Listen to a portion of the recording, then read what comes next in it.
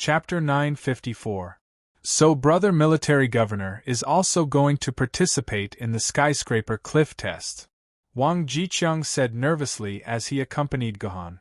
What's wrong? Will I eat you? Why do you look so scared? Gohan chuckled.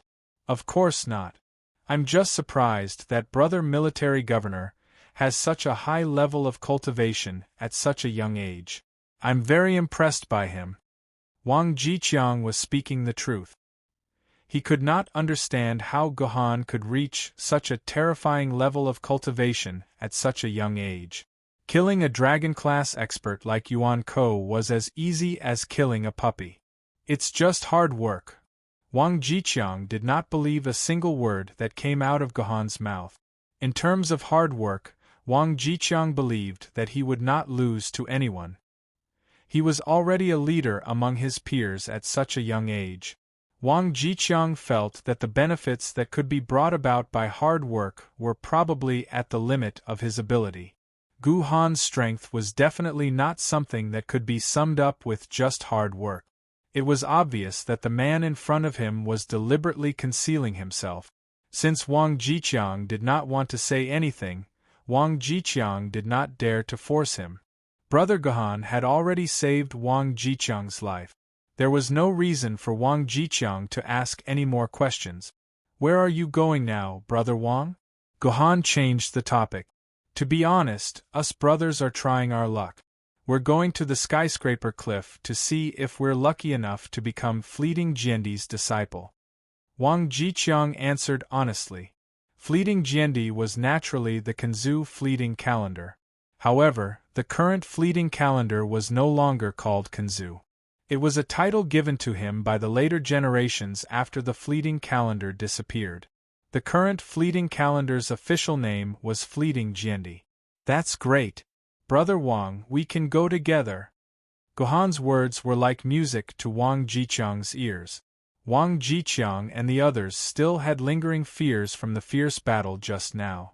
Being able to travel with an expert like Gohan naturally greatly increased their safety. However, Wang Jiqiang didn't know that even if he rejected Gohan's good intentions, Gohan would still pester him shamelessly to set off with him. Gohan really didn't want to wander around like a headless fly anymore. Therefore, under the lead of Wang Jiqiang's team, Gohan began to move towards the skyscraper cliff. Along the way, Gohan met quite a few Yuan Ko. Almost every hour, a Yuan Ko would come knocking on his door. Originally, Gohan wanted to deal with these fellows by himself. He didn't think that Wang Jiqiang would take the initiative to ask Gohan not to intervene. Unless it was a critical moment of certain death like before, Wang Jiqiang still wanted to train his team more. Regarding this, Gohan didn't have any objections. In fact, Wang Jiqiang even looked up to him. This guy's talent and perseverance were not bad. If there were no problems with synchronization in the future, it shouldn't be a problem for Wang Jiqiang to become a spirit sword holder. In the end, all the way to the bottom of the skyscraper cliff, Gohan still didn't make a move. They were all taken care of by Wang Jiqiang and his teammates. In fact, Gohan wanted to make a move because Tomono Kakashi was chattering beside him. It was really noisy. It seemed that only Gohan could see Tomono Kakashi. In the eyes of others, Tomono Kakashi didn't seem to exist. Even if Tomono Kakashi shouted, the others wouldn't have any reaction. Obviously, in the eyes of others, Tomono Kakashi didn't exist. Of course, this wasn't strange because Tomono Kakashi didn't exist in this world in the form of a human. She was just a spectator outside of this instant's dungeon. After a 3-day journey, Gohan finally arrived at the place called Skyscraper Cliff. At this time, Gohan could already confirm that the location in the instant's dungeon was roughly near the old Yanjing city. It was more than 300 kilometers away from the new Yanjing city, which was why Gohan and the others had to walk for 3 days. That's right, Gohan arrived at Skyscraper Cliff on foot. At this time, human civilization was still in the initial stage of recovery. The level of human technology had already declined to the first industrial revolution.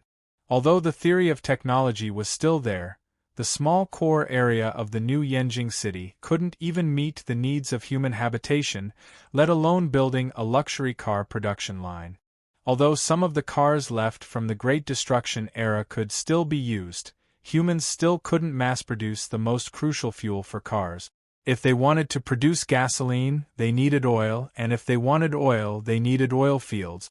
Unfortunately, there was no oil field in this world that humans could safely mine.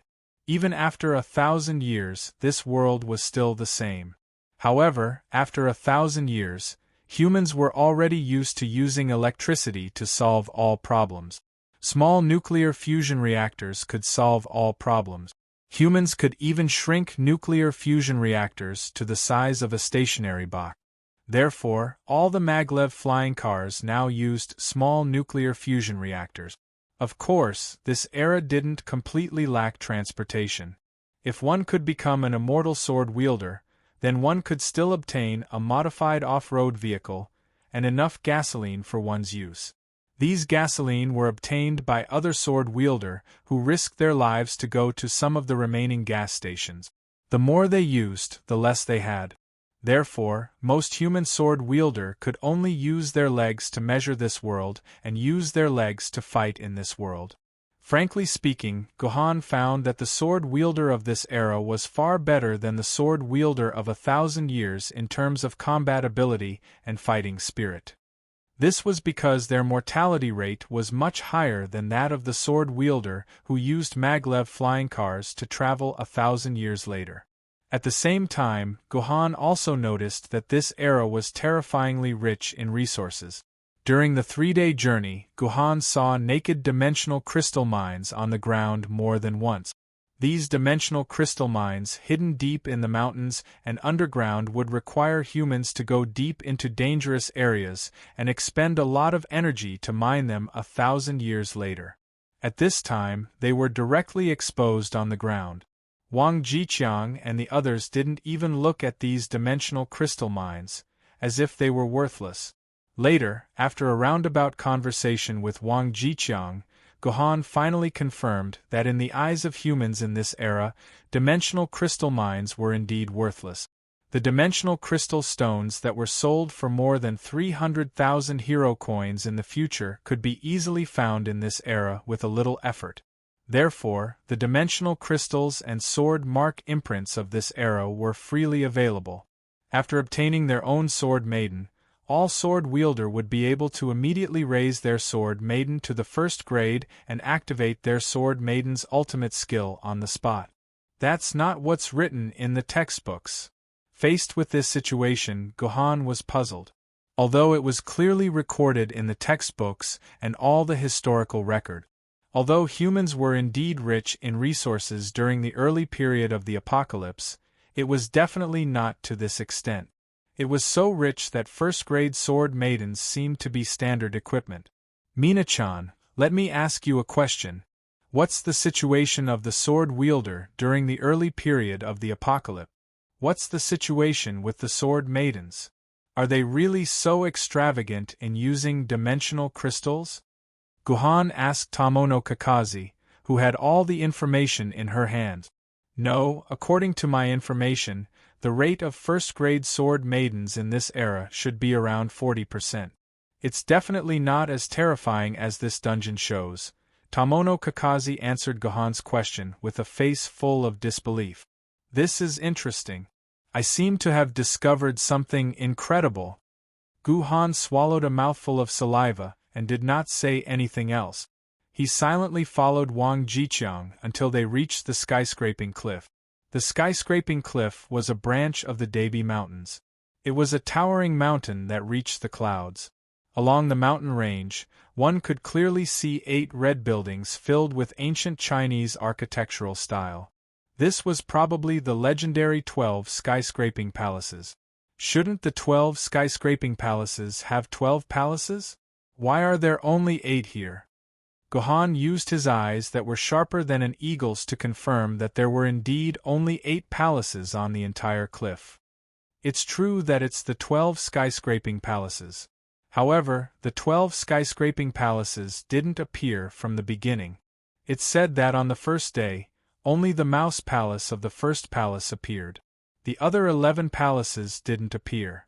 Later on, we discovered that only when a sword wielder passed through it would the appearance of the next palace appear, Wang Jiqiang said with some surprise. Wang Jiqiang said with some surprise. Why did this Gu Han seem to be a swordsman that came out of the mountains? He didn't even know this basic common sense. In other words, the highest achievement for a sword wielder so far is to pass through the 7th palace? Gohan asked with a frown. That's right. It was the record set by the Cardinal Sword Spirit 2 years ago. Until now, no one has been able to break the Cardinal Sword Spirit's record. Wang Jiqiang's face showed an expression of admiration. Cardinal Sword Spirit. Gohan's eyes lit up. This Cardinal Sword Spirit was quite famous in the future. However, when he was famous, he was already Cardinal Jiandi.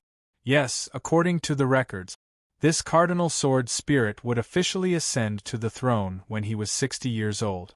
He would become the 7th Emperor sword wielder of humanity. This Cardinal Sword Spirit was also a sword master. With this future Jiandi's ability, he only managed to pass through the 7th palace. It seemed like the 12 skyscraping palaces were indeed extraordinary. At the same time, this made Gohan even more confused. Kanzu actually looked down on a human who had the potential to become an Emperor sword wielder. What kind of human was he going to choose as his disciple? By the way, the 12 skyscraping palaces should have appeared for quite some time. Brother Wang, why are you only here now? Gohan asked curiously. Actually, this is my 5th time here. Wang Jiqiang rubbed his head dejectedly. It's been 10 years. I've long since given up hope of becoming fleeting Jiandi's disciple. I'm only here to verify the results of my training. I feel that I should be able to improve compared to 3 years ago. Moreover, this is the last year. Fleeting Jiandi has already given an imperial edict. In 6 months, the 12 skyscraping palaces will be taken back.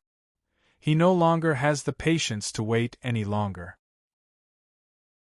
Chapter 955.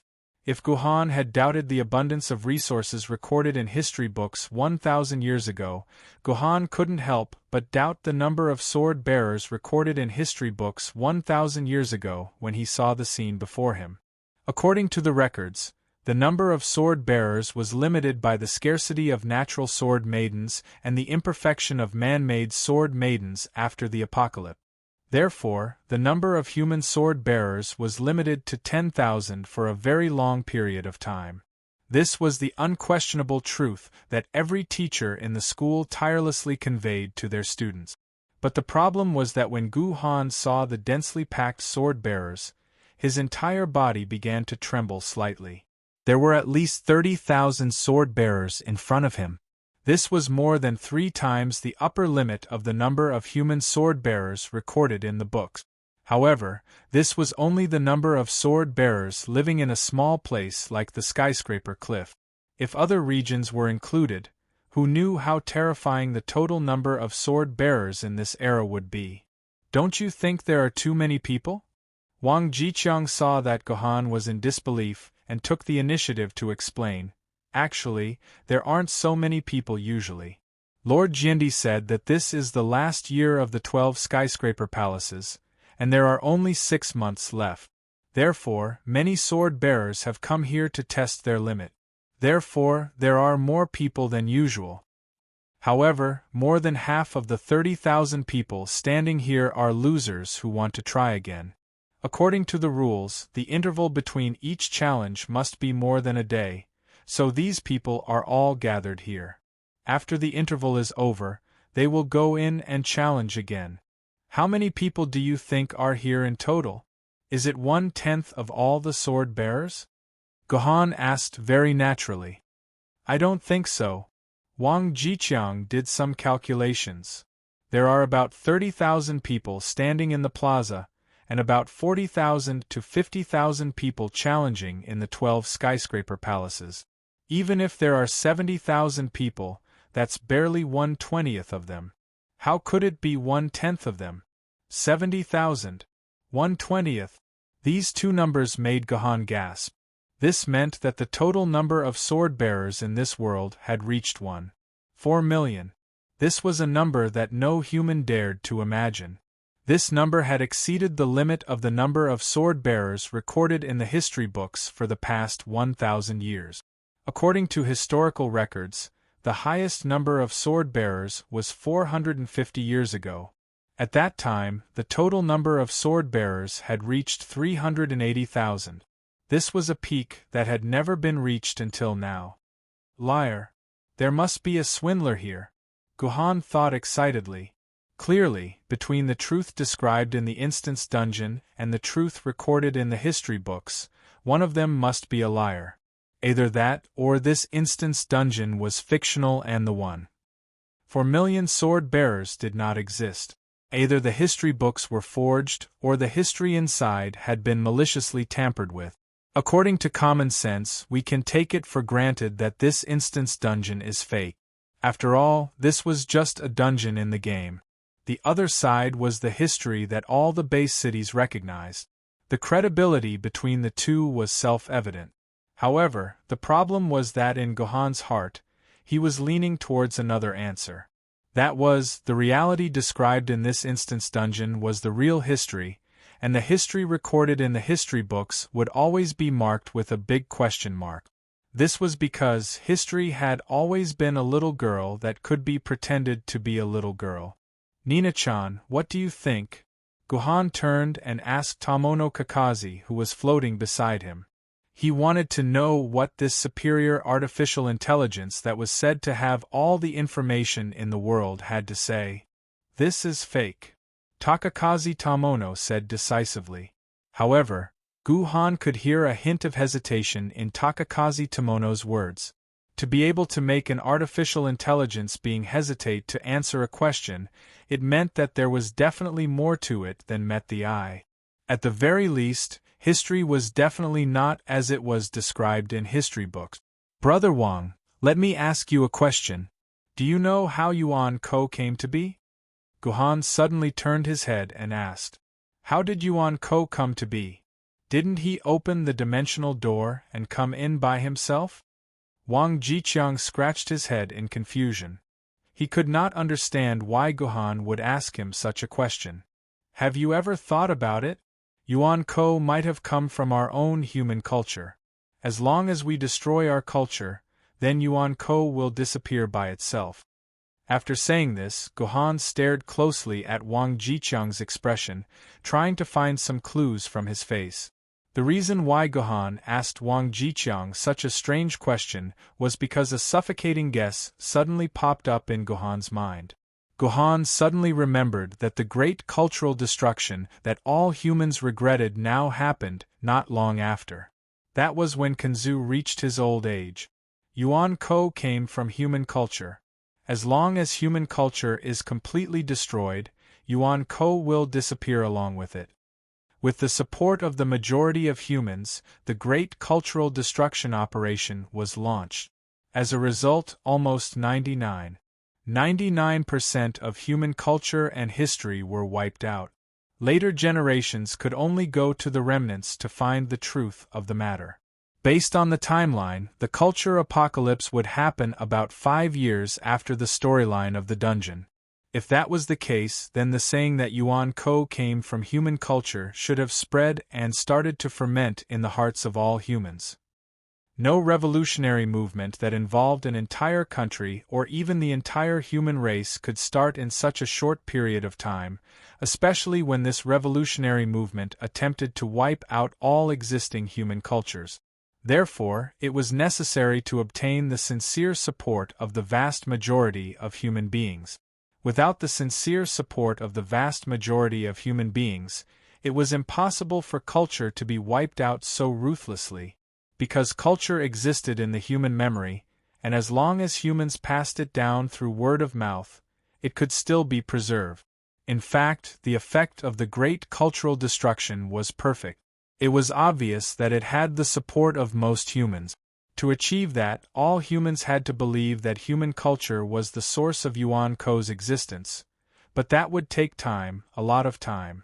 The White Lotus Order had to spread propaganda for 150 years before they finally attracted enough believers to rebel. The Great Cultural Destruction, on the other hand, was obviously more difficult. Even with the full cooperation of the ruling class, it would take at least 20 years to ferment and ferment.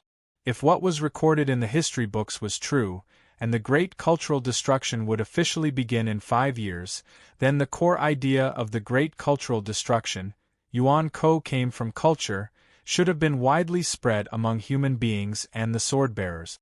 Not everyone might believe in it, but at least everyone should know about it. It was just like how every Chinese knew that respecting the old and loving the young is a traditional virtue of the Chinese nation. That was why Gohan stared at Wang Jicheng's expression, wanting to see if this sword-bearer of the famed swordsman understood this point of view. "I know." Wang Jicheng nodded, which made Gohan heave a sigh of relief. It seemed that there was some truth in the human history books. Unexpectedly, Wang Jicheng slapped Gohan hard in the next second. "You're talking about the Redemption Council's point of view, right?" Wang Jicheng looked at Gohan in surprise. "Brother Military Governor, why are you interested in these things? The Redemption Council is just a small organization. If my brother's wife's son didn't work as a cleaner in their council, who would be interested in the point of view of such a small organization? What Yuan Ko came from human culture. Nonsense, idealism of a son of AB*TC. But I heard that the Sword Committee has begun to pay attention to these claims, and the Discipline Commission is also preparing to arrest these people who spread lies. I heard that the construction site in Lengthen City is short of workers, and these guys can go there. At least they can be considered to be contributing to humanity, which is much better than staying at home and talking nonsense," Wang Jicheng said while sneaking glances at Gohan. Obviously, most of what he said was for Gohan to hear, hoping that Gohan would not go astray and believe in these evil cults. "I see. This guy should really be arrested," Gohan said faintly. No change of emotion could be seen on his face. But Gohan's heart was like a storm. Now, even the authenticity of the great cultural collapse was included in the scope of doubt. If all this was true, then it meant that the entire human history had been tampered with by a powerful force. This tampering force was so powerful that the SSS-level information of the Sword Committee that Gohan had access to as the highest authority in Yuzhong City had been completely tampered with. Perhaps there was no historical truth in this world that had been passed down, and what had been passed down were just some ridiculous illusions. "I hope everything that happened in this dungeon is fake." Gohan could only comfort himself in this way. "Let's go to the Mouse Palace." Gohan took a deep breath and took the initiative to end this topic that could shatter his worldview at any time. He came to the gate of the Mouse Palace with Wang Jicheng. The Mouse Palace was like its name, with a classic Chinese style, but at the same time, it looked like a familiar mouse. The Mouse Palace was like a huge mouse placed on this land, and the gate of the Mouse Palace was the place to connect the mouse cable. It could be seen that Lord Kanzu was quite a bit of a prank. In addition to the first palace of the 12 skyscraping palaces, the other 11 palaces also had the same nonsensical names as the Mouse Palace. Those who want to participate can enter the palace by themselves. Those who go out standing are the winners, and those who go out lying down are the losers. This was a sentence posted at the gate of the Mouse Palace, and it was also the rule of the entire 12 skyscraping palaces. As long as one had the ability to go out standing, one would be the winner. Chapter 956. Let's go in, Brother Military Governor. I can't wait to try again. Last time, Broken Halberd sinks into sand was at the Scarlet Rabbit Palace. This time, I must go one step further and reach the Dragon Ball Palace. Wang Jicheng clenched his fists to encourage himself as he spoke. The Scarlet Rabbit Palace was the 4th palace of the 12 skyscraping palaces, while the Dragon Ball Palace was the 5th. Wang Jicheng's wish was very simple. He only hoped that he could go one step further. He didn't even dare to hope for 2 steps. However, this also proved how difficult it was to break through the 12 skyscraping palaces. "Oh right, what's your goal, brother military governor?" Wang Jiqiang turned to ask Gohan curiously. However, before Gohan could answer, he continued to speculate. With brother military governor's ability, let alone the Dragon Ball Palace, it's even possible to reach the Road Palace. The Road Palace was the 7th palace. This was the best result humans had achieved in the past 9.5 years. Wang Jiqiang actually said that Gohan could reach the Road Palace. Clearly, he still thought that Gohan's strength was extremely high. "If I don't try, who knows which palace I can reach?" Gohan said with a faint smile. Wang Jiqiang naturally understood Gohan's words to be modest. He was saying that he might not be able to reach the Road Palace. However, in Gohan's heart, these words had another meaning. In Gohan's heart, the Road Palace was clearly not his goal. Gohan only had one goal from beginning to end, and that was to clear the 12 skyscraping palaces, find the bug in this dungeon, and find a way to leave this dungeon. Just as Gohan was about to enter the Mouse Palace, an accident suddenly occurred. A few bruised and bloodied men ran to Wang Jiqiang's side. Seeing these people, Wang Jiqiang immediately became nervous, because these people were none other than the sword-bearers who had followed Wang Jiqiang and Gohan all the way here. Gohan, who had a good memory, could clearly remember that these people were the ones who had broken his sword Maiden in battle. Wang Jiqiang let them settle in a temporary camp outside the 12 heavenly palaces. Then, he arranged for 3 sword-bearers who had no intention of entering the 12 heavenly palaces to protect them. Logically speaking, they should be safely staying in the temporary camp. Why would they suddenly appear beside Wang Jiqiang with bruises all over their faces? "Little Six, what happened?" Wang Jiqiang asked nervously. "It's Tian Hao. It was done by Tian Hao." At the mention of Tian Hao's name, the sword-bearers and Wang Jiqiang's eyes flashed with boundless rage. Clearly, Tian Hao and Wang Jiqiang were old rivals who had a love-hate relationship with each other. "It's that fool again." Wang Jiqiang gnashed his teeth and was about to curse a few more times, when the 2 sword-wielding men suddenly pulled Wang Jiqiang's sleeves and hurriedly pulled Wang Jiqiang out. They also hurriedly shouted, "Boss, it's too late. Lao San and Lao Si are going to fight Tian Hao, but they are no match for Tian Hao. If you don't hurry up, Lao San and Lao Si will die in his hands." F***ck these 2 idiot. They are only ancient sword-rank sword-bearers. Where did they get the courage to duel a famed sword-rank sword-bearer? F***ck their ancestors. Wang Jiqiang cursed and stomped his feet. Then, without needing the 3 sword-bearers to urge him, he was the first to rush to the front to save his brother. Duel? Die at his hands? The conversation between Wang Jiqiang and his brother made Gohan frown. In order to protect the lives of the precious sword-bearers, the Sword Council did not advocate using duels to settle grudges between sword-bearers. A duel between sword-bearers was a decision that would only be used as a last resort. Moreover, the duel required a powerful witness, a well-equipped arena, and a life-saving facility to carry out the duel. The law clearly stated that once one of the sword-bearers' personal shields was broken, the duel would immediately end. Moreover, it was impossible for the sword-bearers to be hurt in such a duel, not to mention dying in the hands of the sword-bearers.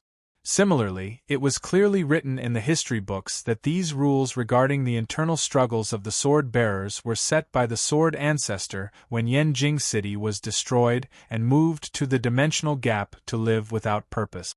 No one could violate these rules. It had been more than 30 years since this rule was established in the dungeon. Logically speaking, this rule should have been properly implemented.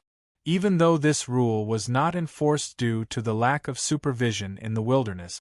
However, the 12 skyscraping palaces were near New Yanjing City and were only a few dozen kilometers away from the city walls. The temporary camp was also managed by the Sword Council. This place should be a place with very strict rules. Why would someone dare to openly harm the lives of others in a duel here? At the thought of this, Gohan was no longer in a hurry to enter the 12 skyscraping palaces. Instead, he followed Wang Jiqiang to the temporary camp. When Gohan arrived at the temporary camp, he was shocked to discover that things were no longer as simple as a lack of supervision. There were more than a dozen arenas built with dimensional crystals in the camp. In each arena, there was a pair of sword-bearers fighting. Gohan also saw a few blood forest corpses casually discarded outside some of the arenas. These corpses had clearly died not long ago, and their sword ladies had been forcibly broken beside them. Outside each ring, there were a large number of onlookers cheering loudly. Every time they saw a swordsman get injured or die, these onlookers would applaud and cheer excitedly, just like the spectators around the Colosseum in ancient Rome. Not only were the sword-bearers dead, but their sword ladies had also been broken. Seeing this, Gohan couldn't help but want to loudly question those cheering spectators and those ruthless opponents. Wasn't the sword lady the most precious treasure of mankind? It's fine if they killed your enemies, but why did they have to break such a precious sword lady? Everything here was so bloody and unbearable to look at, causing Gohan's worldview to be greatly impacted once again. Was this really the Kanzu rule that was praised by countless descendants and history books? Why was there such a bloody battle between sword-bearers? Could it be that these sword-bearers and the Sword Council behind them had forgotten that mankind's enemy wasn't mankind itself, but the crazy Yuan Ko outside who wanted to exterminate the entire human race? In just a few hours, Gohan felt that all his understanding of the Kanzu era had been completely shattered. Everything that happened here was completely different from what was written in the textbooks and history books. Even Gohan couldn't accept all of this in a short period of time. Why? Gohan asked himself in disappointment. Don't they know how to unite? Why do they have to kill each other? Why are you asking such an idiotic question? There's anger in the heart, and there's a sword in the hand. Naturally, they have to settle their debts.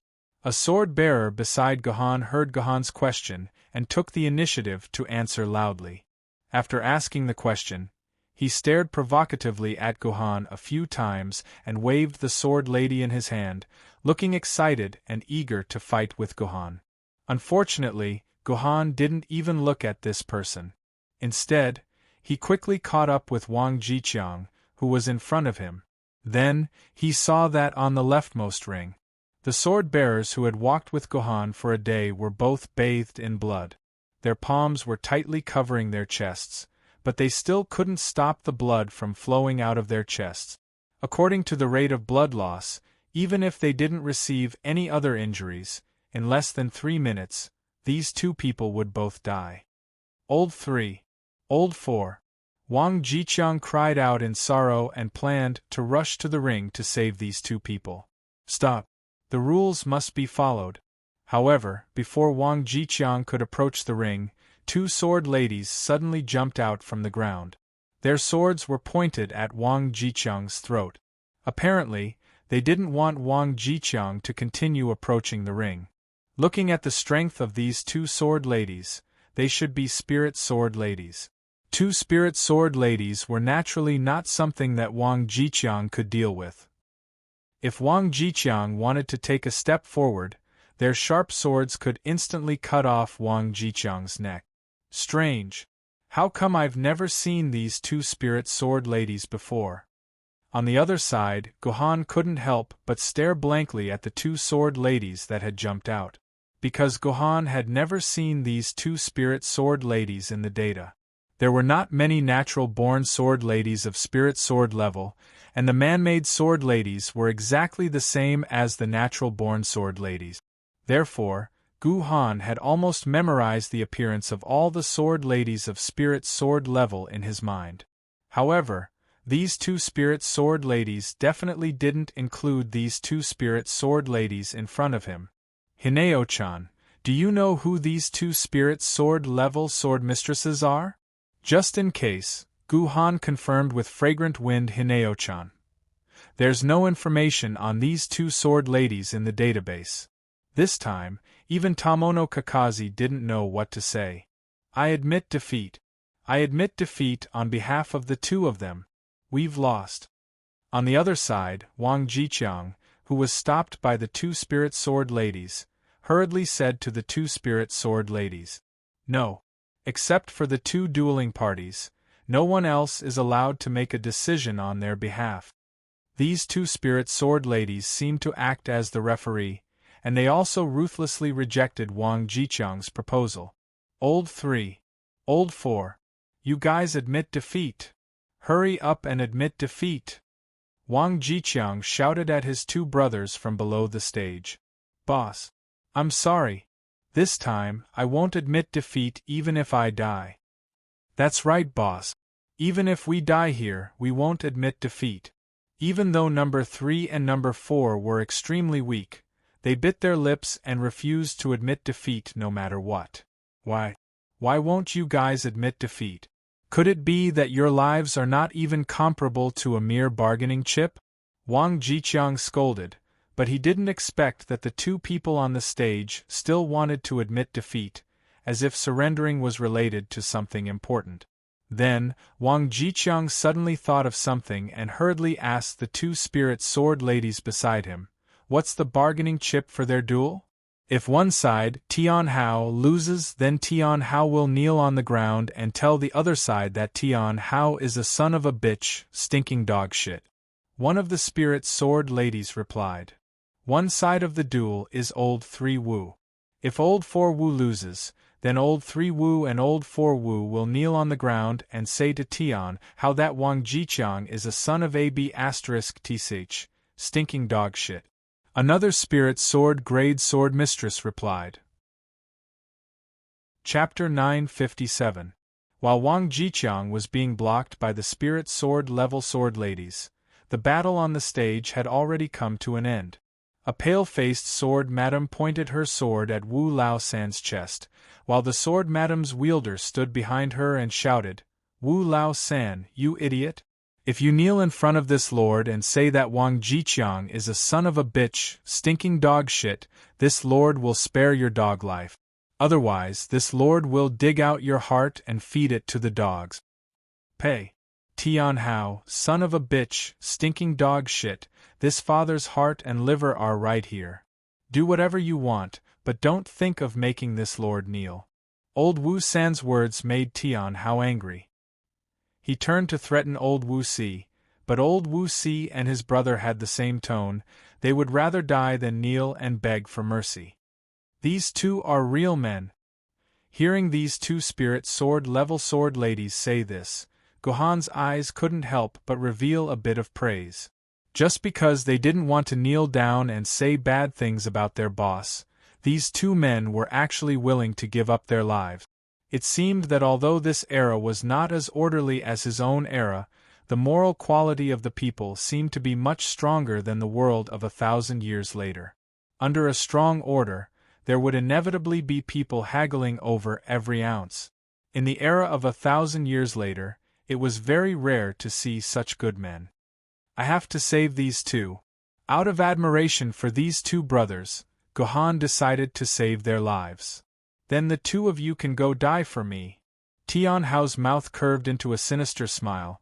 The tip of his sword was ready to pierce old Wu San and old Wu Si's chests and dig out their hearts and liver.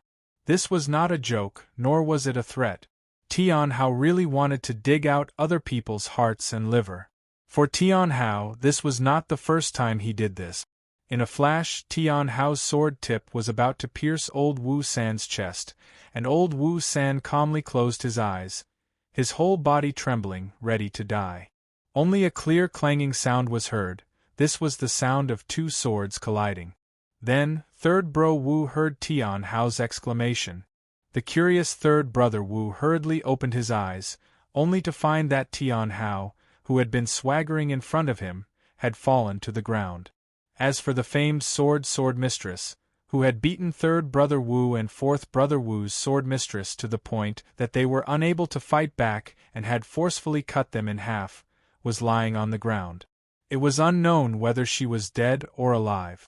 The personal shield on the surface of her body had been completely shattered. A few seconds ago, when third brother Wu had closed his eyes, the personal shield of this swordmistress was the weakest. It was still at 70%, but in just a few seconds, it had been completely shattered. It seemed that she had been instantly killed by someone. It was no wonder that Tian Hao was so scared that he fell to the ground on his butt.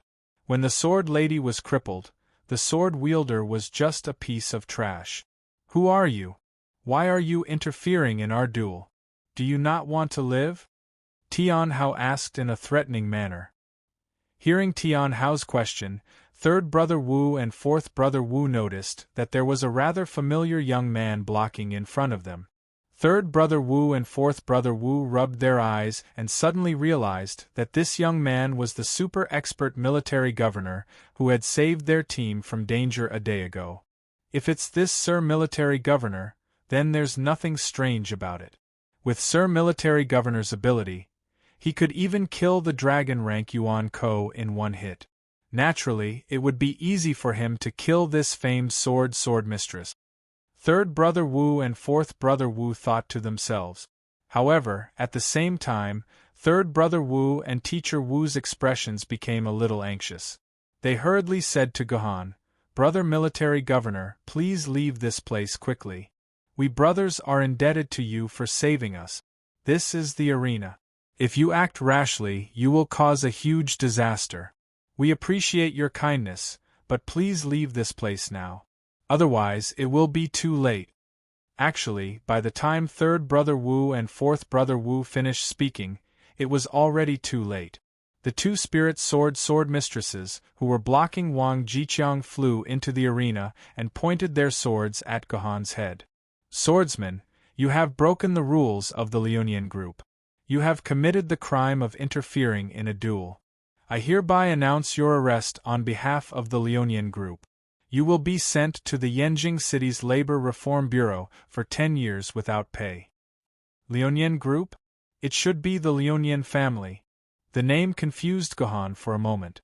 However, he seemed to understand something after thinking about it for a while. The Lionian family was called the Lionian family because they had thousands of years of inheritance and formed a huge family that was connected to their bloodline. Only then could they be called a family. However, the only adult in the Lionian family was Kanzu Liunianli, and Liunianli's biological son was only in his teens. There were only 2 people in the Lionian family. How could they be called a family? In reality, there were no families in the human world. It had only been 50 to 60 years since the apocalypse. At most, there were only 3 generations of people. Liunian Li's current faction was formed by his friends, disciples, subordinates, workers, and various other people. Therefore, it was only natural to call it the Lionian group. I remember a book from before the apocalypse. It said that the accumulation of power in the early stages of a faction is a bloody process. I didn't really understand this before, but I do now.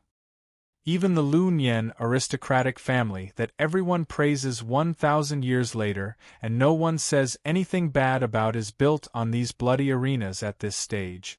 Gu Han said with great emotion. Since the 2 spirit swordmistresses were from the Lionian group, it was obvious that the arenas and even the entire camp were under the Lionian group's control. Therefore, it was obvious that the Lionian group was the one who set the rule that human lives were worthless. In the Lionian family's propaganda, the Lionian family's 1,000 years of history was as pure as a flawless white lotus, without the slightest blemish. The entire history was about how the Lionian family fought for humanity, how they spilled their blood and sacrificed their lives. They were like saints. Well, this was not without precedent. For example, the Confucians, the Chinese Empire's war against Japan, and the War of Liberation. Is the reality presented by this instant's dungeon the truth? What was the world like before the great cultural destruction? Thinking about this, Gu Han could not help but sigh. Then, he thought of the Gu Xuanwu of the past. Gu Han could only hope that the Gu Xuanwu had returned to the era of Zhetian Jiandi. If that was the case, the great apocalypse would have passed, and humanity would have lived in an orderly society. he would not have returned to the era of Kanzu. Not only did the threat of Yuan Ko come from this era, but the greater threat came from the sword-bearers. Are you scared out of your wits? Where did this idiot come from? How dare you barge into the arena? Just you wait to die in the Yanjing City Labor Reform Bureau. Unknowingly, Tian Hao, who was trembling in fear, had already quietly hid behind the two spirit sword maidens. With the protection of the two spirit sword mistresses, Tian Hao immediately regained his confidence. He shouted at Gohan, as if he had completely forgotten about his pitiful appearance. This kind of person can be a sword-bearer?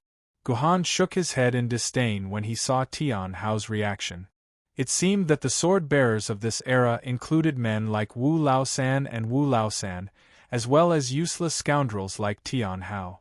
If this was 1,000 years later, the sword-bearers might not be as loyal as Wu Laosan and Wu Laosan, but they would definitely not stoop to Tian Hao's level. Therefore, the sword-bearers did not simply rely on luck to choose their sword-bearers. Although the sword-bearers were in a deep sleep, they could instinctively sense the character of the sword-bearers. Those sword-bearers who were too despicable would generally not be chosen by the sword-bearers. Of course, this did not rule out the possibility that the sword-bearers were blind. The total number of people left in this era is probably less than 20 million, which is less than 1/10 of 1,000 years later. However, the number of sword-bearers is 7 times that of 1,000 years later. So, there is a total of 70 times difference. It is inevitable that some dregs will become sword-bearers. Gohan thought.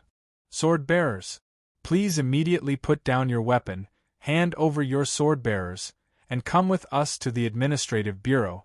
The sword-bearers saw that there was no response from Gohan, so she took the initiative to urge him. I refuse. Gohan stared at the two spiritual sword-bearers indifferently. Unless you have the ability to kill me, no one can take away my sword-bearers from my hands. Do it. The two spiritual sword-bearers heard Gohan's words and didn't bother to say any more nonsense. The spiritual sword in their hands directly attacked Gohan. The sword momentum of these two swords was very sharp, directly approaching the vital parts of Gohan's body. Moreover, the sword moves were integrated into one. Generally, the sword-bearers or sword-bearers had only two choices when they saw this sword. They could either use their own swords to resist this sword, or simply run away. In the eyes of Gohan before he entered the Guanghui amusement park, these two swords were indeed quite sharp. Gohan had to fully concentrate on his swordsmanship in order to fight against these two swords. At the same time, because the opponent was a spiritual sword-bearer, Gohan had to use a large amount of sword essence to be able to suppress the opponent's sword-bearers. However, in the eyes of the current Gohan, these two swords were somewhat ridiculous. Gohan raised the Chidian sword in his hand and gently touched the sword heart of these two swords 2 inches to the left. These two spiritual sword-bearers were like two heavy trucks a moment ago, but at this time, it was as if someone had pushed a bicycle from the side. They staggered and twisted a few times on the ground, and the two spiritual sword-bearers directly fell to the ground. Shoo! Suddenly, a shoo sound came from below the arena. It turned out that when these two spiritual sword-bearers fell, they accidentally exposed their underwear under their skirts. Chapter 958. Although the two spirit sword-level sword ladies were lying on the ground, in fact, they didn't suffer much damage. This was like falling down from a bicycle. At most, it would be a slight bump, and it was impossible to cause any fatal injury. Therefore, these two spirit sword-level sword ladies quickly got up from the ground. But what made Gohan feel strange was that these two spirit sword-level sword ladies didn't show the embarrassed and angry expression that he had imagined. They still maintained the same indifferent expression as before, as if the humiliation of revealing their underwear just now didn't exist. Even if they were artificial sword ladies, after this kind of thing happened, they would more or less have some change in expression. Especially the spirit sword-level artificial sword ladies. This level of artificial sword ladies was very close to a normal natural sword lady, and they also had some emotions, about the same as a child with low intelligence. Therefore, even if they were artificial sword ladies, after this kind of thing happened, they would inevitably show a completely different expression than before. But these two spirit sword level sword ladies were too indifferent, so indifferent that it made people feel that they weren't two sword ladies, but two plastic models. Do it! The two spirit sword rank sword maidens climbed up from the ground and once again fought with Guhan. Out of curiosity towards these two sword maidens, Guhan did not choose to quickly defeat them. Instead, he deliberately entangled with these two spirit sword rank sword maidens, wanting to observe the difference between these two sword maidens through battle. As a result, Guhan found that these two sword ladies were completely different from what Guhan had expected. In Guhan's expectation, these two spirit sword level sword ladies should be artificial sword ladies. But in the actual fight, Guhan found that he seemed to have made a mistake. These two spirit sword level sword ladies didn't seem to be artificial sword ladies. Artificial sword ladies had a very prominent feature, and that was their swordsmanship was stiff, without any spirituality, and would only mechanically obey the master's command to use swordsmanship. However, the swordsmanship of these two spirit sword level sword ladies was completely different. It was natural and smooth, without the slightest trace of stiffness and clumsiness, full of spirituality. This was clearly a swordsmanship that could only be used by two natural sword ladies. But to say that these two spirit sword level sword ladies were natural sword ladies, from their beautiful faces and expressions, they were simply more sword ladies than artificial sword ladies. Forget it. There's no need to continue observing. Guhan flicked the long sword in his hand, and a golden chrysanthemum blossomed on the blade of Guhan's sword of origin. The two spirit sword level sword ladies' personal shields burst like balloons in an instant. The moment their shields exploded, the two sword maidens fell to the ground as if they had been hit in the back by a heavy hammer, unable to get up from the ground. The moment these two spirit sword ladies fell to the ground, the audience that was just bustling with noise instantly froze. The whole venue was quiet, as if the whole world had disappeared. Am I seeing things? Two spirit sword maidens were actually defeated by a famed sword level sword wielder? One of the onlookers kept his mouth open as he spoke, not closing it at all. This sword wielder is a sword master. But even if he's a sword master, I've never heard of a sword master who could defeat two spirit sword level sword ladies. Another sword wielder also couldn't close his mouth. And that arrogant Tian Hao, the moment the two spirit sword level sword ladies were defeated, he slumped to the ground as if his spine had been pulled out. This was impossible. How could two spirit sword level sword ladies be defeated by a famed sword level sword wielder? This was impossible. However, Tian Hao wasn't the only one who felt that it was impossible. The other person on the stage also repeatedly exclaimed in his heart that it was impossible. This person was none other than Guhan, who had defeated the two spirit sword level sword ladies. This is. The moment these two sword ladies were beaten to the ground, Guhan's whole body stiffened, and his mouth opened and closed in disbelief. Just now, Guhan saw something that he couldn't imagine. Just now, the moment these two spirit sword level sword ladies fell to the ground, one of the sword ladies' private parts flashed before Guhan's eyes. Anyway, in this flash, Guhan actually vaguely saw a small silver dot on that white thigh. This small dot might not be recognized by others, but Guhan clearly recognized it. Because this small dot was not something else, but it could be observed by Qi Dian's sword's basic skill, which allowed Qi Dian's sword to directly open the dimensional vortex and send Yuan Ko back to their own home. But the dimensional node was clearly something that only Yuan Ko had. Why was Guhan able to see a dimensional node on this spirit sword level sword lady's body? Could it be? Guhan's body shivered, and Qi Dian's sword flashed out a sword light, and then the onlookers under the stage uniformly exclaimed and laughed in a way that only men could understand. The moment Gohan's sword light fell, the skirt of these two spirit sword level sword ladies' lower body turned into pieces of cloth that fluttered in the air. Just like that, two beautiful absolute domains full of seductive aura were stripped of their own protection. Except for a small pair of panties that wrapped tightly around their beautiful buttocks, the rest of their body parts were completely exposed to the onlookers. Of course, the reason why Gohan cut up the skirt of these two spirit sword level sword ladies was not because Gohan was a pervert, but because Gohan wanted to confirm whether there was a dimensional node on the thighs of these two sword ladies.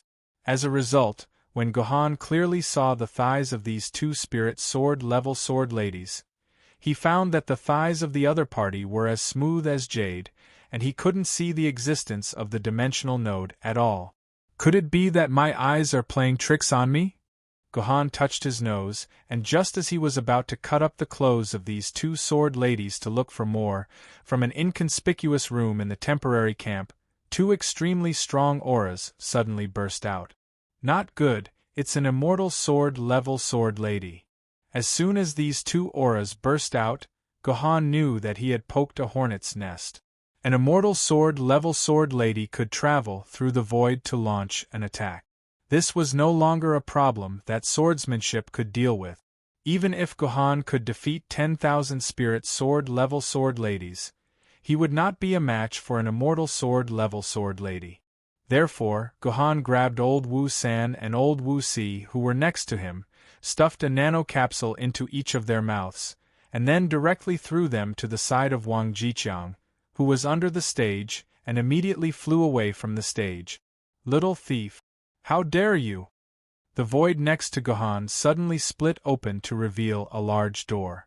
Half a figure walked out of the void, and aimed a sword at Gohan's back. This process was extremely fast, several times faster than the blink of an eye. Ordinary people would not be able to react at all. However, at this critical moment, Gohan turned around and slashed. In an instant, the crowd felt as if they had seen stars in the sky. When the stars gradually dissipated, the battle had quietly ended. Gohan, who was near the stage a second ago, had now reached the main entrance of the Mouse Palace. And the immortal sword level sword lady had also walked out of the void, her eyes fixed on Gohan. TSK, this guy is so smart. He actually hid in the skyscraping 12 palaces. This is fleeting Jiandi's territory. Which immortal sword level sword lady would dare to fight in there? One of the onlookers praised. It's not just a matter of strength. Didn't you see that this guy was hit by the immortal sword level sword lady in the void just now? Not only did he escape, but he also appeared at the entrance of the Mouse Palace unscathed. Not to mention other things, just this strength alone, not to mention a famed sword-level swordsman, even among the spiritual sword-level swordsmen, he would be one of the best, another swordsman praised. Right, speaking of spiritual sword-level swordsmen, who do you think is stronger, this swordsman or the cardinal sword spirit? That swordsman asked curiously. That's hard to say. The swordsman calculated in his heart. If this famed sword-level swordsman can become a spiritual sword-level swordsman, then this swordsman is naturally stronger. However, he is only a famed sword-level swordsman now. I think he might have a 20% chance of fighting the cardinal sword spirit to a draw. The topic about Gohan continued for a while. Everyone was discussing how strong this famed sword-level swordsman was, and which major force or organization he belonged to. Suddenly, a thunderous roar came from the sky. The loud sound attracted everyone's attention. The sound came from the depths of the skyscraping mountain. After the thunder stopped, a palace that looked like a crouching monkey slowly appeared from the top of the skyscraping mountain. It looked like a mirage.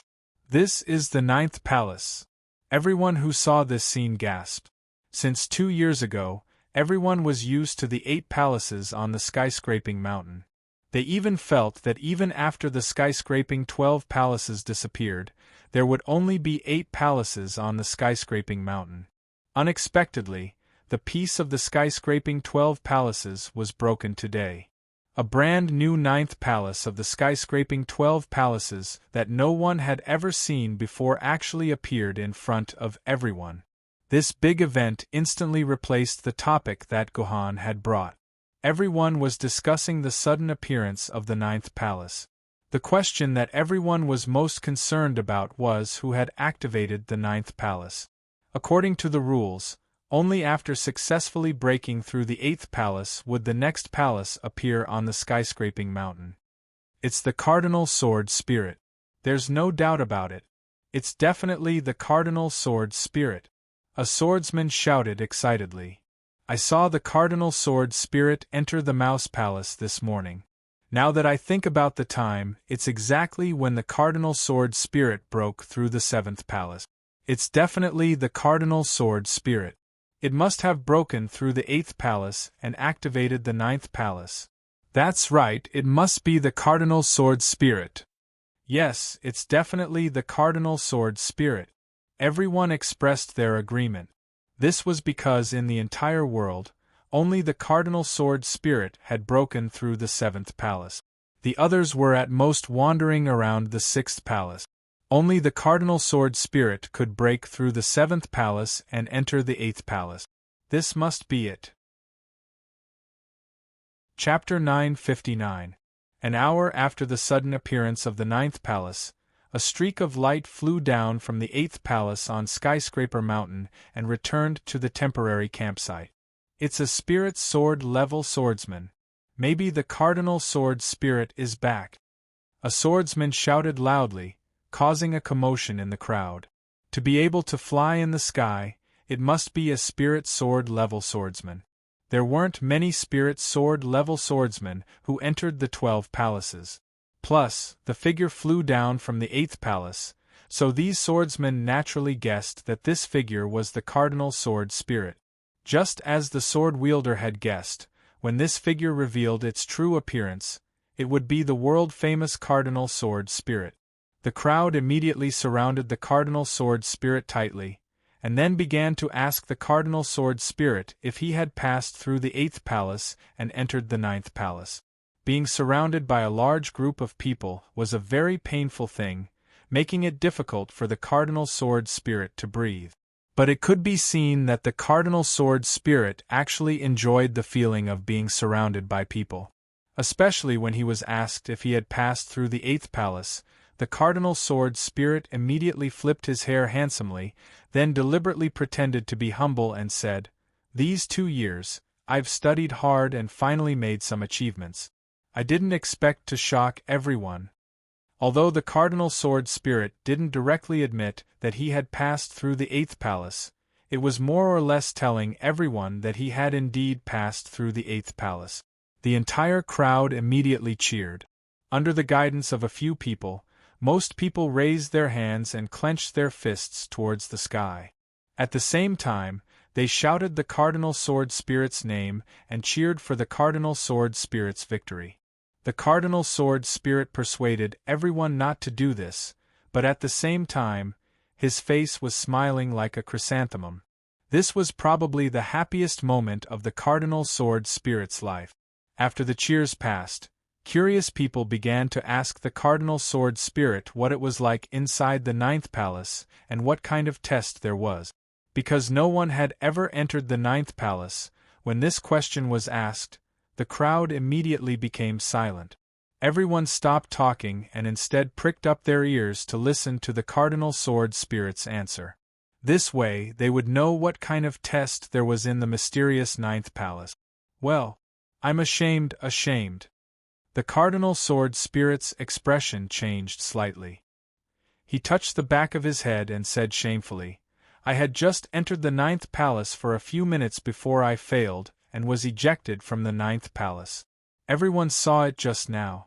I flew back a few minutes after the 9th palace appeared. How could I have figured out what was going on inside?"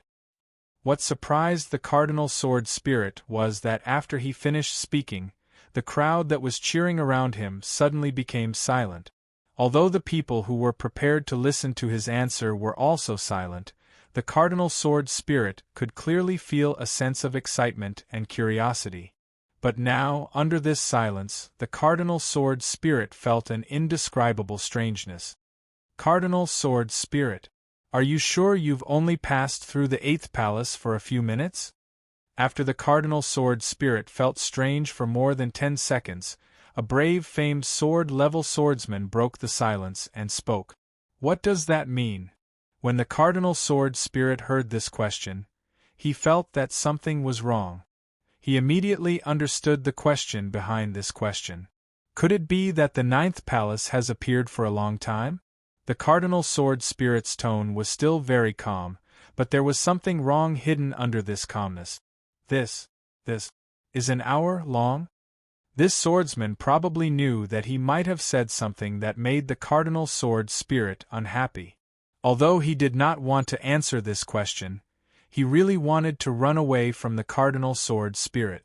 However, looking at the Cardinal Sword Spirit's piercing gaze, the sword wielder knew that he could not escape. If he really ran away, he would not have a good ending. Thus, the sword wielder could only reply with a trembling voice. That's right. An hour. You're saying that the 9th palace appeared an hour ago? The Cardinal Sword Spirit took a few steps back, as if he was heavily injured. His gaze once again moved from the dense crowd to the majestic sky-scraping mountain and the 9 palaces that stood on top of sky-scraping mountain. He did indeed pass through the 8th palace a few minutes ago, but the 9th palace appeared an hour ago. Didn't this mean that the first person to pass through the 8th palace was not him, the Cardinal Sword Spirit? Seeing the Cardinal Sword Spirit's strange reaction, some of the sword-bearers were confused, but some of the sword-bearers quickly understood. So this Cardinal Sword Spirit was not the first swordsman to pass through the 8th palace. It turned out that they were chasing the wrong person. This way, the entire scene fell into a very awkward situation.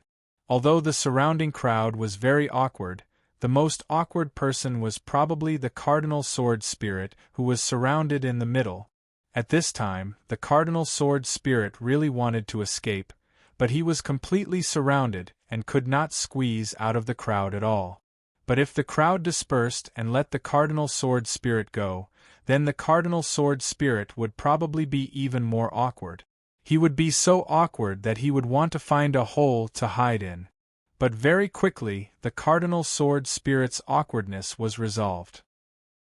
This was because at this time, the rumbling sound that he had heard before was heard again. A new palace appeared on sky-scraping mountain. Oh my God! 2 sky-scraping palaces appeared in one day. A swordsman said hoarsely, "Is that the 10th palace?" The Cardinal Sword Spirit seemed to have forgotten his own awkwardness. He stared at the palace that suddenly appeared. No one knew what he was thinking. Next, let's turn our attention back to our main character, Guhan. After Guhan used chaotic stars to successfully block the Sword Maiden's attack, he used the Sword Maiden's power to rush into the Mouse Palace. This was because Guhan knew that after offending an immortal sword-rank sword lady, only the heaven-towering 12 palaces would be safe in the entire heaven-towering mountain.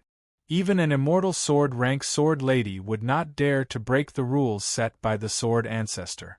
And this also meant that Guhan had embarked on a path that could only be moved forward. Guhan had to pass through all of the 12 sky-scraping palaces in one go.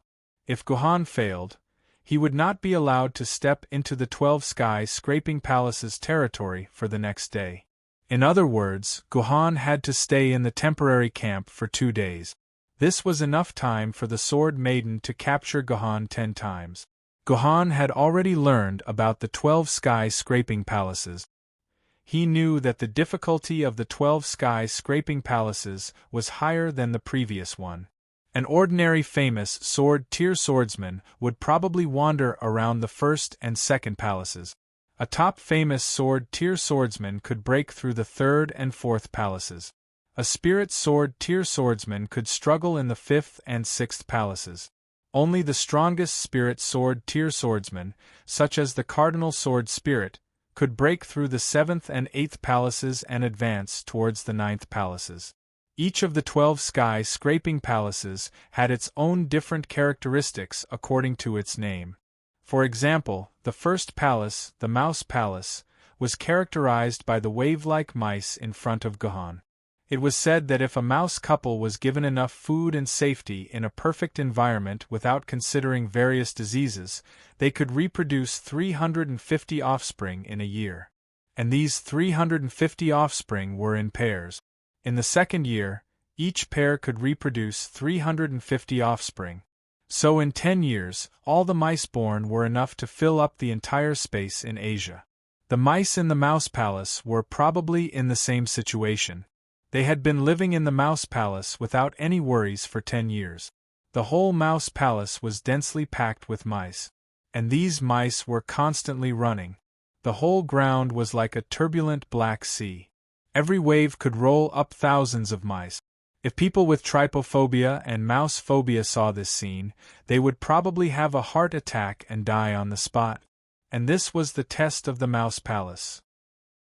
Of course, the Mouse Palace did not want to use these mice to test your courage.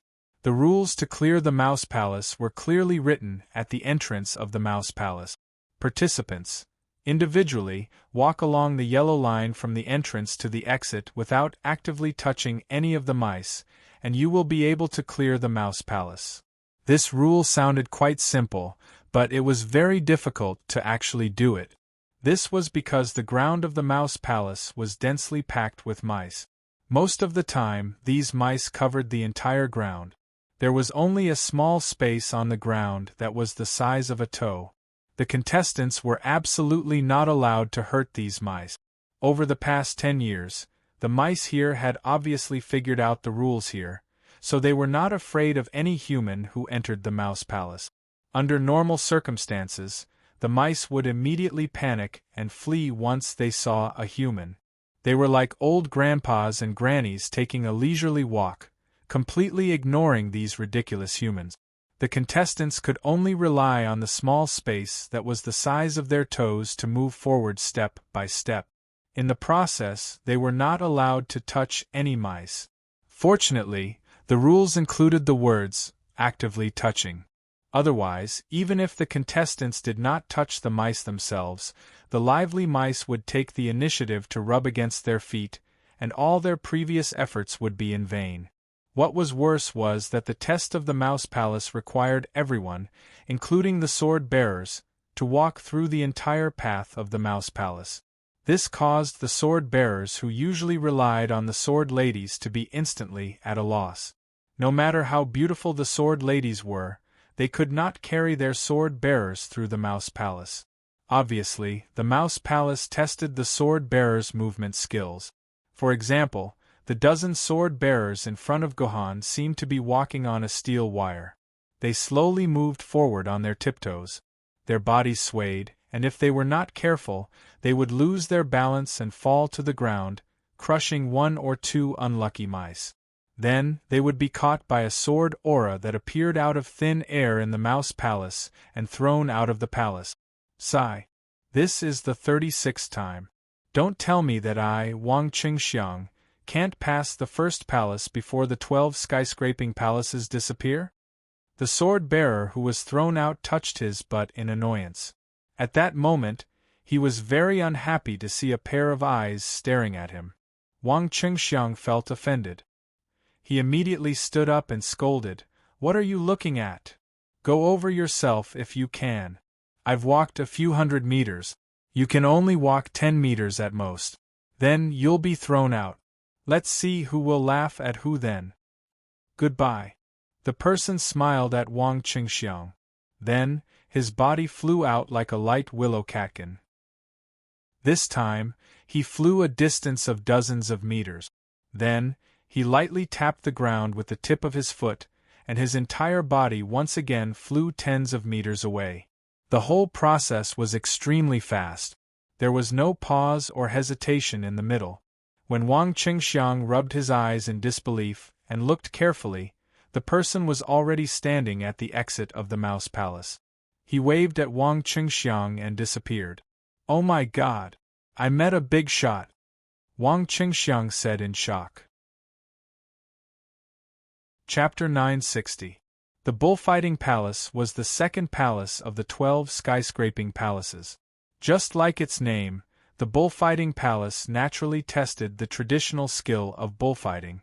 However, it was different from the bloody Spanish bullfights before the Great Calamity. The Bullfighting Palace didn't require the sword-bearers to stab the bull's body and bleed it to death. What the Bullfighting Palace tested was something you definitely wouldn't expect, and that was to let you put on clothes for the bull. That's right, you didn't see it wrong. It was to let the sword-bearers put on clothes for the bull. The basic layout of the Bullfighting Palace was similar to the Spanish bullfight. It was a large circular venue with rings of spectator stands in the surroundings. Meanwhile, the participants had to stand in the bullfighting arena and put on clothes for the enraged bulls. According to the rules of the Bullfighting Palace, the sword-bearers had to put on 2 bull horns and a specially made vest on the bull's back. At the same time, they had to firmly install a bull saddle. The most ridiculous thing was that the sword-bearers had to put on stockings for the bull's forelegs. That's right, you didn't see it wrong. They had to put on 4 pairs of stockings for a raging bull. The stockings made of specially made alloy nylon could not only withstand the pulling force of over 10 tons, but they could also perfectly display the graceful lines of the bull's legs. Imagine what kind of beautiful scenery it would be when a majestic bull was wearing 2 pairs of black stockings that revealed the luster of flesh. Just imagining it would make everyone's blood boil. Logically speaking, this kind of rule was already very sick. Even if it was an ordinary bull, it would be hard for famous sword-bearers to make the bull obediently wear these clothes with their abilities. What was even more sick was that the bulls in the Bullfighting Palace weren't ordinary bulls. They were genuine Yuan-ko bulls. Do you still remember the 5-colored divine bull that Gu Han had once killed in the Rise from the Ground instance? Of course, Bullfighting Palace wasn't perverted enough to let these famous sword-level sword-wielders put on silk stockings for the Flood Dragon-level Yuan-ko with their bare hands. These Yuan-ko bulls were only hybrids born from the mating of a 5-colored sacred bull and an ordinary cow. At most, they were equivalent to a tiger-level Yuan-ko. However, even if it was a tiger-grade Yuan-ko, its strength was still 5 times that of an ordinary bull. It was obvious how difficult it was to put silk stockings on such a bull. When Gohan arrived at the stands, a match had just begun.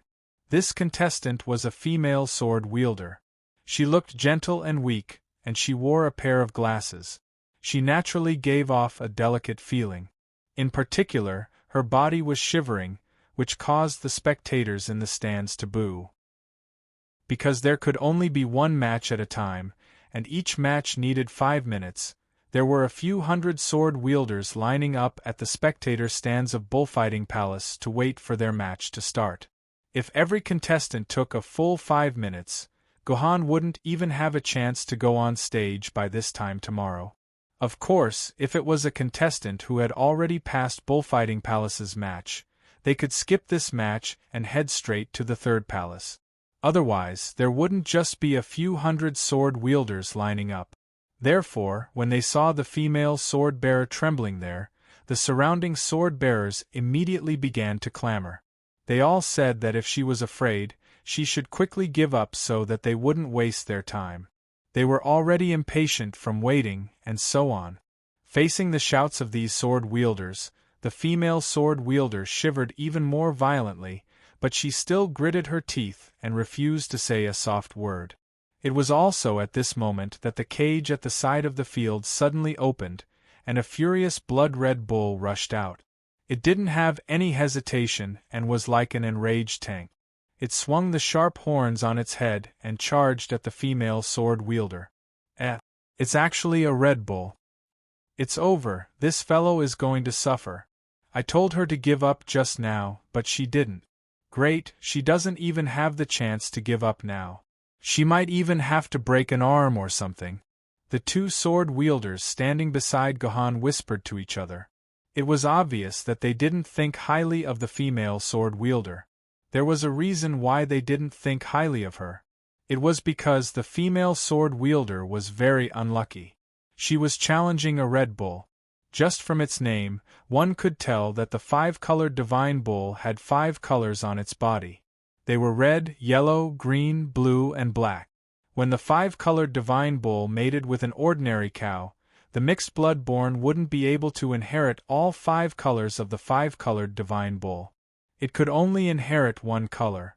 Each color represented a different power, and the corresponding mixed blood bull also had different powers. Red represented absolute power. This bull's power was 20 times that of an ordinary bull, and 4 times that of a mixed blood bull. A 10-ton tank was like a light piece of wood in front of this bull. If they were hit by this bull head-on, even the ancient sword Maiden's protective shield would shatter in an instant. This type of bull was the most difficult to deal with among the 5 types of bulls. Their powerful strength made it very dangerous for other sword-bearers to touch them. Trying to put stockings on these bulls was as difficult as overturning a tank with your bare hand. Moreover, you could be crushed by the tank's tracks at any time. According to the statistics of busybodies, among the 5 types of bulls in Bullfighting Palace, the red bull had the lowest success rate. It was only 3.8%. Among the 5 types of bulls, the yellow bull had the highest success rate. It had a success rate of 12.1%. This was because the weight of the yellow bull was 20 times that of an ordinary bull. However, it was also the least active and most lazy of all the bulls. Because their physical strength was not enough to support their heavy bodies, every step they took consumed a lot of their physical strength. After walking 3 or 4 steps, they would stand still and rest for a while. If they were lucky, they would even take the initiative to lie down and expose their 2 pairs of hooves. At this time, putting on stockings for a bull was almost as difficult as putting on stockings for your girlfriend, provided that you had a girlfriend. In reality, almost all the sword wielders present didn't think highly of this unlucky kid in the bullfighting ring. However, a glimmer of light flashed in Gohan's eyes. This was because he realized that this female sword wielder wasn't really afraid. Her fear was just an act. As for why this woman was doing this, Gohan had a very reliable guess. In short, it could be summed up in one word: pretentious. Well, this was the so-called pretending to be a pig to eat a tiger. Sure enough, when the furious Red Bull rushed in front of the woman, everyone thought that they would see a wonderful human bouncy ball. However, something that made everyone's eyes pop out happened. "Go away. Don't come near me." The woman reached forward and directly grabbed the bull's 2 horns. Then, she gently twisted them down. The bull, which was like a heavy tank just now became a light pillow. The woman directly threw it to the ground. Then, she kicked the bull's neck with her knee. Apart from constantly shaking its pitiful tail to prove that it was still alive, the bull couldn't do anything else. Then, under the dumbfounded expression of all the onlookers, the woman easily put the 2 horns on the bull's horns. Then, she directly sat on the bull's stomach, grabbed 4 of the bull's legs, and very roughly pulled up the 2 pairs of black stockings. Finally, she forcibly pulled the bull up and placed a saddle on the bull's back. In just 2 minutes, the whole process of dressing the bull was completed. When the woman released the bull, it was already too late. The bull was as obedient as a puppy, looking at the terrifying woman with its large, teary eyes filled with fear. The woman nodded, and the bull carefully walked into the cage step by step, feeling wronged like a 150 kilograms naughty child. What is this? Innate divine strength? Is this the strength that a normal person should have?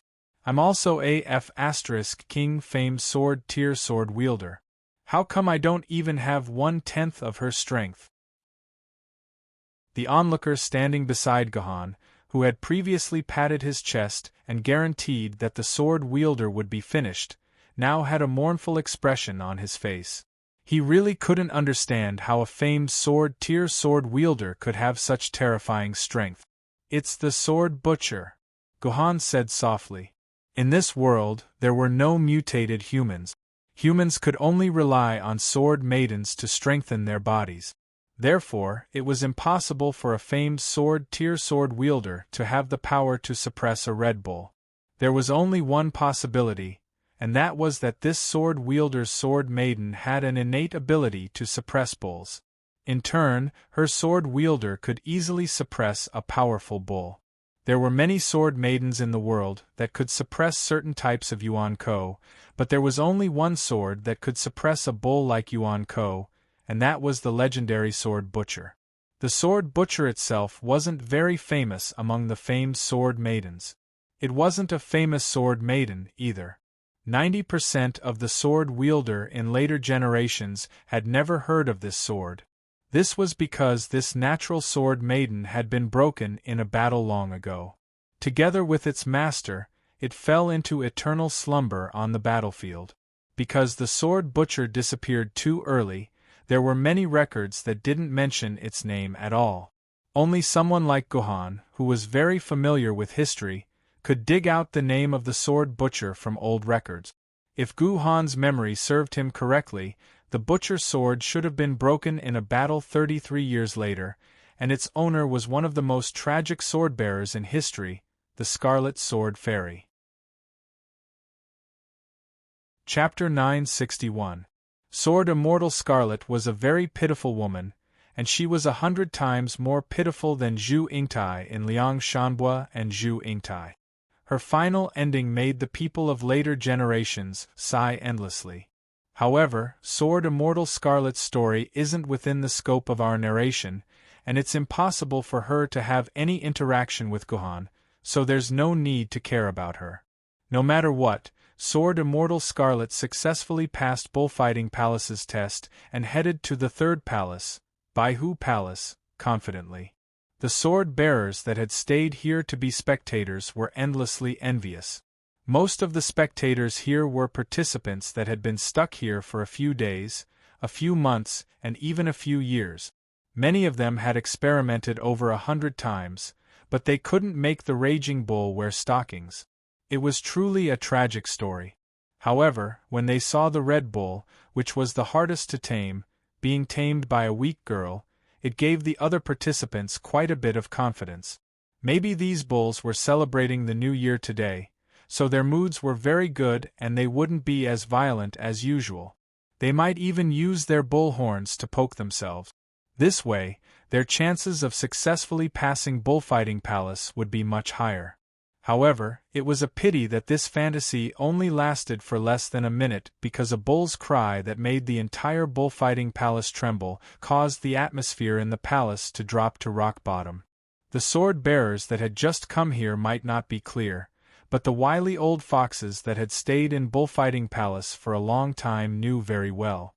Such a majestic cry could only be made by a bull, and that was the absolute king of Bullfighting Palace, the father of all the bulls, the Flood Dragon Yuan Ko 5-colored Divine Bull. That's right, the 5-colored Divine Bull was the same as his children. They were all targets for the sword-bearers to wear stockings, but the 5-colored Divine Bull wouldn't appear in front of the sword-bearers like his other children. Only when the 5-colored Divine Bull's mood was especially bad would it take the initiative to enter the bull selection pen.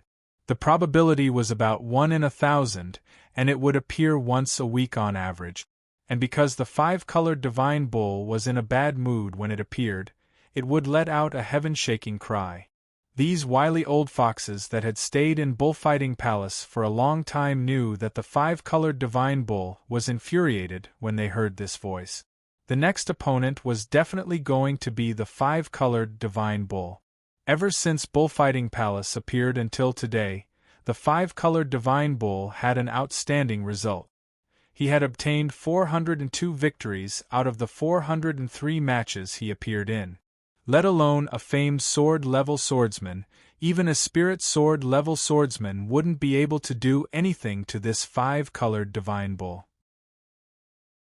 He could only allow the bull horn to strike his stomach and send him flying to the ceiling of Bullfighting Palace. He fell onto the spectator stands like a dead dog. And in these 403 single match records, the only defeat came from the Cardinal Sword Spirit. Only this top spirit sword-level sword-bearers, the future Jiendi, could use his own strength to subdue this 5-colored Divine Bull, and then make it obediently wear those beautiful black stockings. Other than him, There wasn't another sword-bearer that could do this. Maybe the Scarlet Sword Immortal with the Butcher Sword could also do this, but she had already passed through Bullfighting Palace.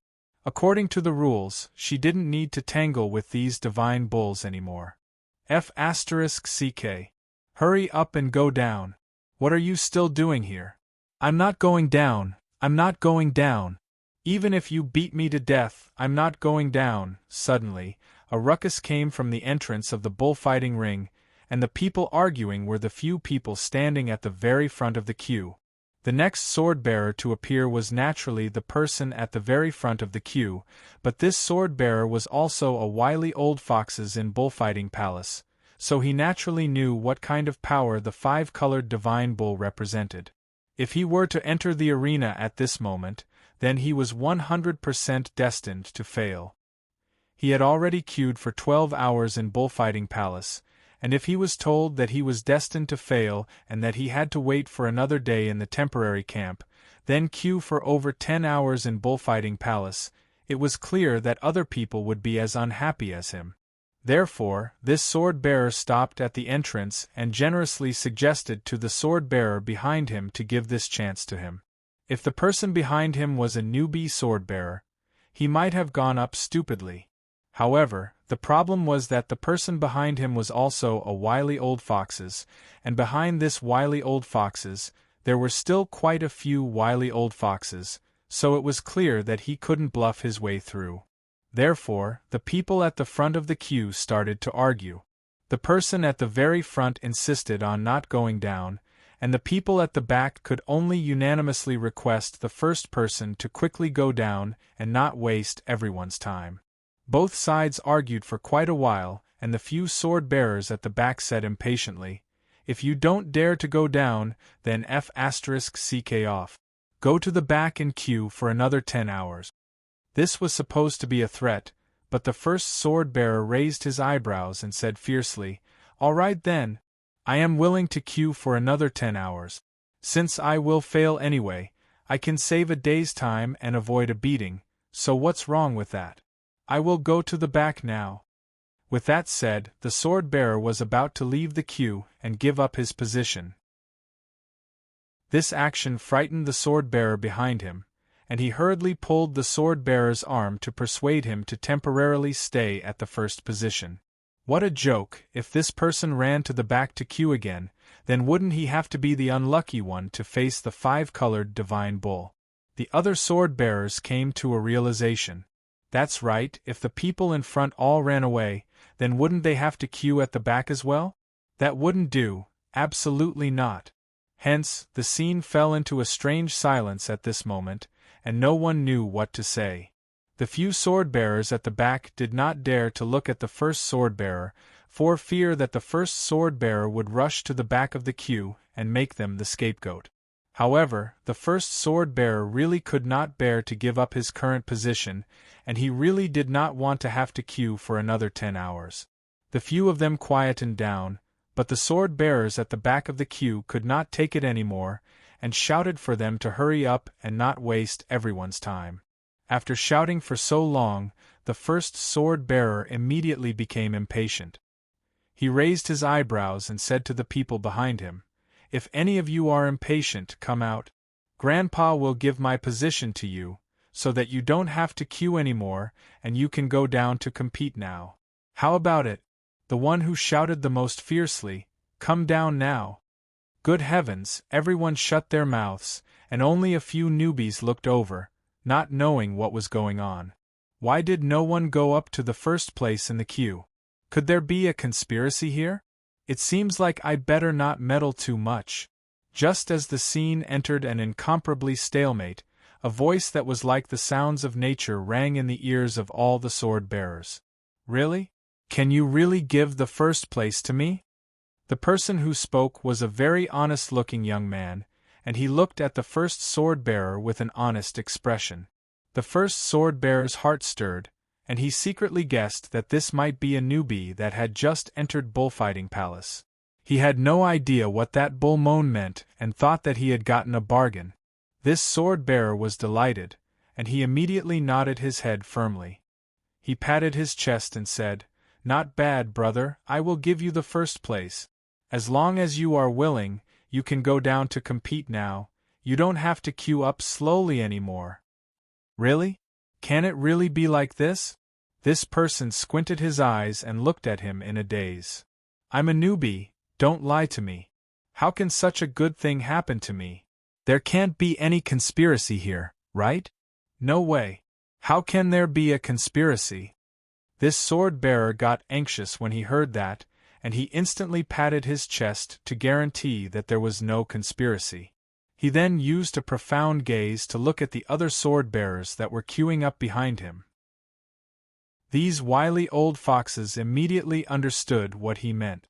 Even though they felt that this might be a little too tasteless, they didn't want to be in a stalemate here, so they instantly guaranteed that there was no conspiracy. "How about this? You have to give me some benefits, otherwise I won't go down." It seemed like this honest-looking sword-bearer was also a cunning fellow. He actually asked for benefits right away. "What do you want?" This sword-bearer accepted that he had 10 hours left, and he decided to spend some money to avert the disaster. "I also don't know what I want." This sword-bearer rubbed his head. "Why don't you give it to me as you see fit?" "Meow my, look at this fellow's crafty face, ordinary things probably won't be able to get rid of him. Looks like I have to pay a big price." This sword-bearer smiled bitterly in his heart, and then he took out a stone from his pocket.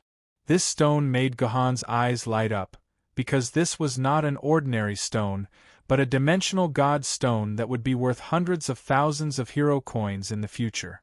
Of course, after spending a day with Wang Jiqiang, Gohan already knew that although the dimensional god stone was not very valuable in this era, it was not very cheap either.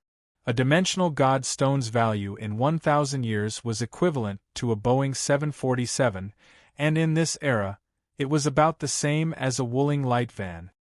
"Is this very valuable?" Gohan deliberately put on a look of disdain as he looked at the dimensional god stone. "My boss, can't you see that this is not an empty dimensional god stone? This is a dimensional divine stone that contains the sunset sword, and this is a soul stone of a famed sword maiden. You can easily sell it for tens of thousands of new yen Jing coins." The sword wielder said with a wry smile. "Is that so?" Gohan put the dimensional spirit stone into his pocket without batting an eyelid, but his heart was in turmoil. What does this mean? Why can a dimensional god stone contain a famed sword maiden like the sunset sword? That's right, he said this is a soul stone. Could it be that this dimensional god stone contains the sunset sword soul? The people of this era actually forcibly split the soul of a sword maiden? Gohan suddenly realized that he might have touched upon the most deeply hidden secret of this era. Chapter 962. Why is there a sword maiden inside the dimensional godstone? Did you guys really put the sword maiden inside the dimensional godstone? Gohan asked the sword wielder urgently. However, something unexpected happened. No matter what Gohan said, the sword wielder did not seem to hear him. It was as if Gohan had become a mute. However, Gohan was sure that his voice was very clear. After trying a few times, Gohan turned to Tomono Kakashi, who was floating beside him, and asked, "Jina-chan, can you hear me?" "I can hear you." Tomono Kakashi nodded vigorously, indicating that she could hear Gohan's words. Therefore, it was obvious that only the sword-wielder NPCs could not hear Gohan's voice. "What did you eat this morning?" Suddenly, Gohan asked such a strange question. "Sesame seed cake with green onions? What's wrong?" The sword-wielder raised his head blankly, as if he did not understand why Gohan would ask such a question. "It's nothing. It's just that the smell of green onions in your mouth is a little uncomfortable," Gohan explained calmly, and did not continue asking about the dimensional god stone. At that moment, Gohan realized that this was not a real world, but a dungeon built in the game. Moreover, this game dungeon seemed to have a rule to censor certain sensitive words. It was just like how the author of Qidian would clearly type in a novel, but the readers would see an asterisk instead. These words were censored. Similarly, the information about the Sword Maiden in this dungeon seemed to be censored and censored in the same way. Therefore, the NPCs could not hear Gohan's question at all. Even if they could hear it, they would probably pretend that they did not hear it.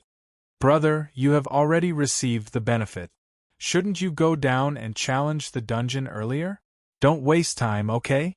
The sword wielder who gave a dimensional god stone to Gohan urged him with a pained expression. Okay. I don't want to stay here any longer, Gohan said faintly. He immediately jumped down from the entrance and strolled to the center of the bullring. Seeing that a swordsman had finally entered the arena, the rest of the people burst into cheers. They were not cheering for Gohan's bravery, but for the five-colored sacred bull that was about to appear. They were very much looking forward to seeing the sword wielder get knocked into the air by the five-colored sacred bull and fall to the ground like a dog eating mud. When Gohan entered, the gate that had not been opened for a long time finally opened slowly, and a five-colored divine bull appeared in Gohan's field of vision. However, unlike what Gohan had guessed, the five-colored sacred bull wouldn't directly charge at Gohan.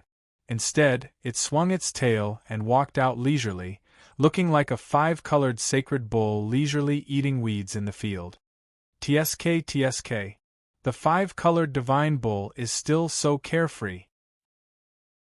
The five-colored sacred cow's leisurely reaction did not seem strange to the other sword-wielding spectators. On the contrary, it seemed like a normal thing to them. Yes, this is probably the mentality of a lonely expert, another sword wielder said enviously. This also made Gohan roughly understand why the five-colored sacred bull was so leisurely. It seemed that the five-colored sacred bull had won so many times that it didn't care about the sword-wielding spectators at all, so it seemed especially leisurely. It was like if your opponent was a 3-year-old child, you couldn't just go up and punch him. Instead, he would leisurely walk around the 3-year-old child a few times and say a few words to tease the child. Then, he would use his hands to poke, pinch, pat the child's butt, and pull the child's poor little brother. He would use this kind of teasing attitude to deal with his opponent. In the eyes of the five-colored sacred bull, Gohan was almost like a 3-year-old child. But then again, if the five-colored sacred bull was so calm, why did it roar so angrily just now? Could it be that the five-colored sacred bull simply wanted to tell the onlookers outside, "There's a loud bang in the sky and I'll shine brightly? Come on. Hurry up. I'm in a hurry." Gohan waved his hand at the five-colored sacred bull, as if the five-colored sacred bull wasn't some powerful Yuan Ko, but a kitten or puppy at home. However, the five-colored sacred bull ignored Gohan's greeting and continued to stand there leisurely, wagging its tail. It seemed that the five-colored sacred bull was in a particularly good mood today. Since the five-colored sacred bull didn't take the initiative to rush toward Gohan, then Gohan could only walk over by himself. When the other sword-wielding spectators saw this scene, they couldn't help but widen their eyes, thinking that this newbie was really a newborn calf that wasn't afraid of tigers. He was already lucky that the five-colored sacred bull didn't take the initiative to attack him. Now, it actually took the initiative to approach the five-colored sacred bull. Didn't it know that the five-colored sacred bull could easily send him flying with its horn? Seeing that Gohan was gradually approaching it, the five-colored sacred bull no longer put on a leisurely look, and the solid beef on its body began to bulge. Looking at the beautiful shape of the beef, if it was made into coriander beef, it would definitely taste good. Okay. The five-colored sacred bull is finally going to attack.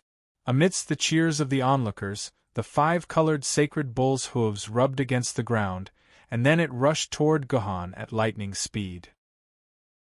Seeing the five-colored sacred bull rushing toward him, Gohan clenched his hands slightly.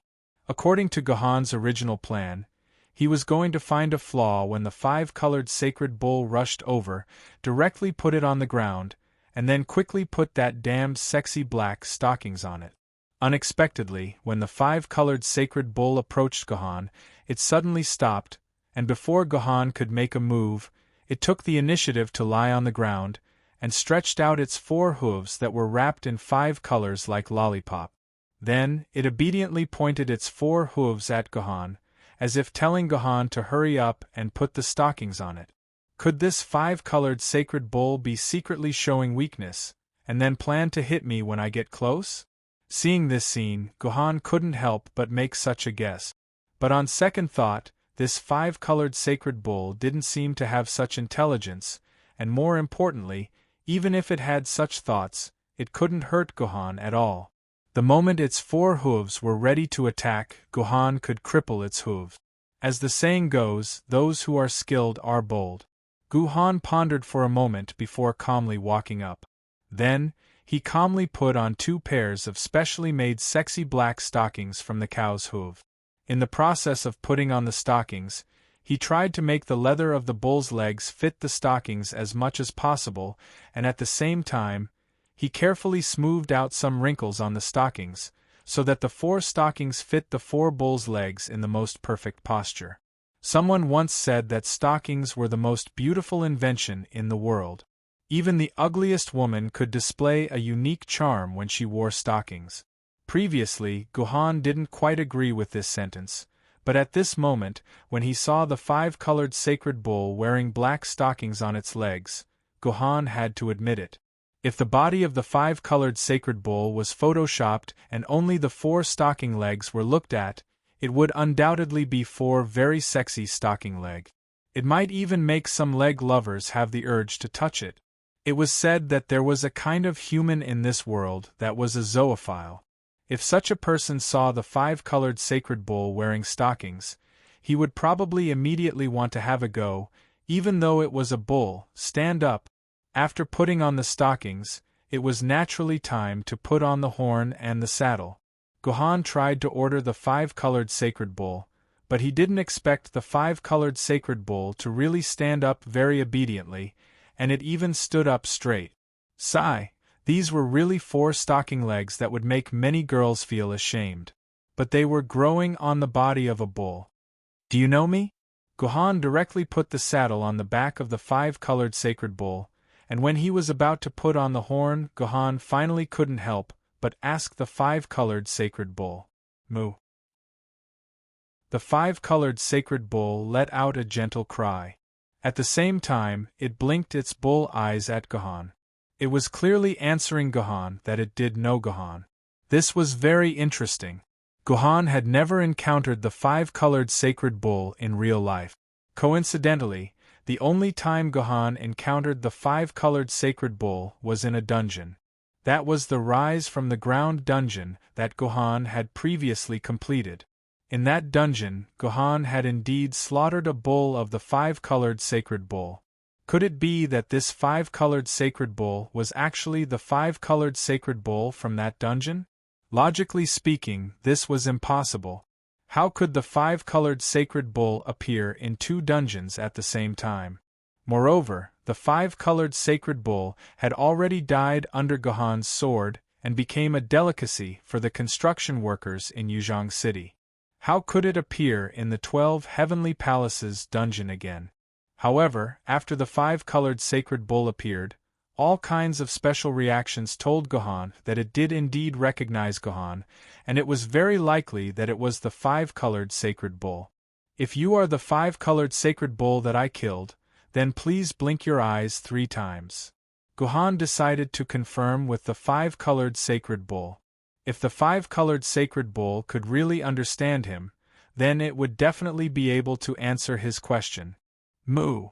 Another bull's cry rang out, and the 5-colored divine bull began to blink its eyes. 1 time, 2 times, 3 times.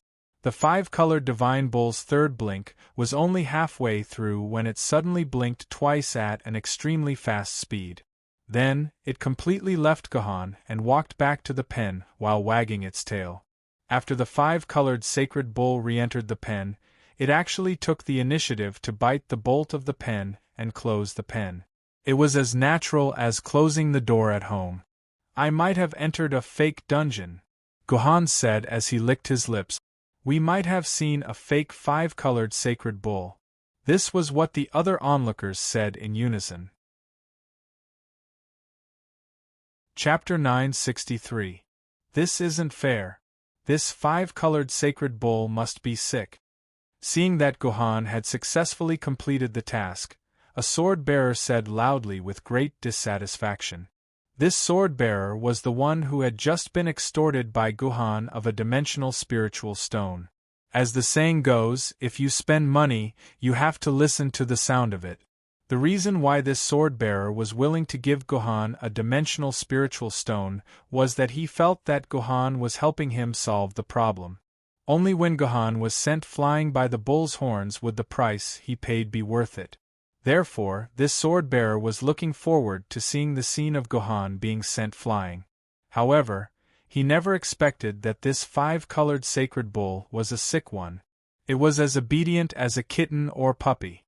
In less than a minute, Gohan successfully completed the challenge. This made the sword-bearer regret it. This opportunity should have been his. If he had been more courageous and directly entered the bullring, then he would have easily completed the task. But in the end, not only did he not complete the task, but he also lost a dimensional spiritual stone. No matter how he thought about it, it was a losing deal. Therefore, when he saw that Gohan had completed the task and was about to leave, he immediately shouted angrily. However, his anger was useless. Gohan didn't pay attention to him at all. Instead, he left the bullfighting arena's exit in a carefree manner. From beginning to end, he didn't even look at the sword-bearer. This silent ridicule made the sword-bearer even angrier. However, no matter how angry he was, the challenge still had to continue. After Gohan left the bullring, the next challenge was about to begin. Moo! The familiar earth-shattering sound came from the bullpen again. This made the waiting sword-bearers look at each other. Could it be that the next one to appear was the five-colored sacred bull? Logically speaking, it shouldn't be like this. In the past, the five-colored sacred bull would go back and rest for a few days after a battle. There were very few records of it appearing consecutively. However, since it was rare, it meant that there had indeed been records of it appearing consecutively. It was just that the frequency was too low. Okay, leave it to me. The eyes of the swordsman who had just scolded Gohan lit up. Since the five-colored sacred cow was sick today, didn't that mean his chance had come? Would he be able to pass through Bullfighting Palace as easily as that person?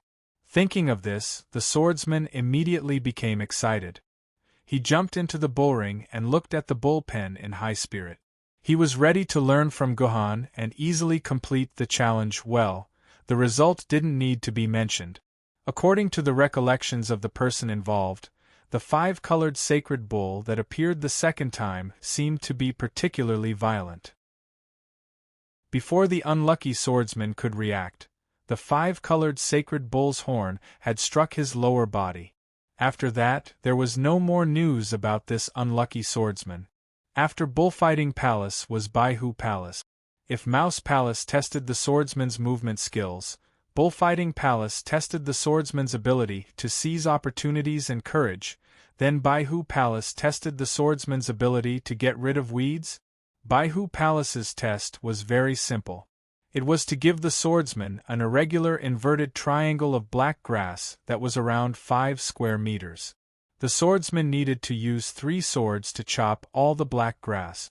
It sounded very simple, but in fact, the black grass was not really wild grass. Instead, it was all steel bars as thick as a child's arm. What the swordsman needed to do was to cut all the steel bars in half. Was this difficult or not? It could be said that it wasn't. Even if a famed sword-level swordsman didn't have any sword skills, he could still use the sharp sword in his hand to chop a steel bar. As long as he was a famed sword-level swordsman, he could do it.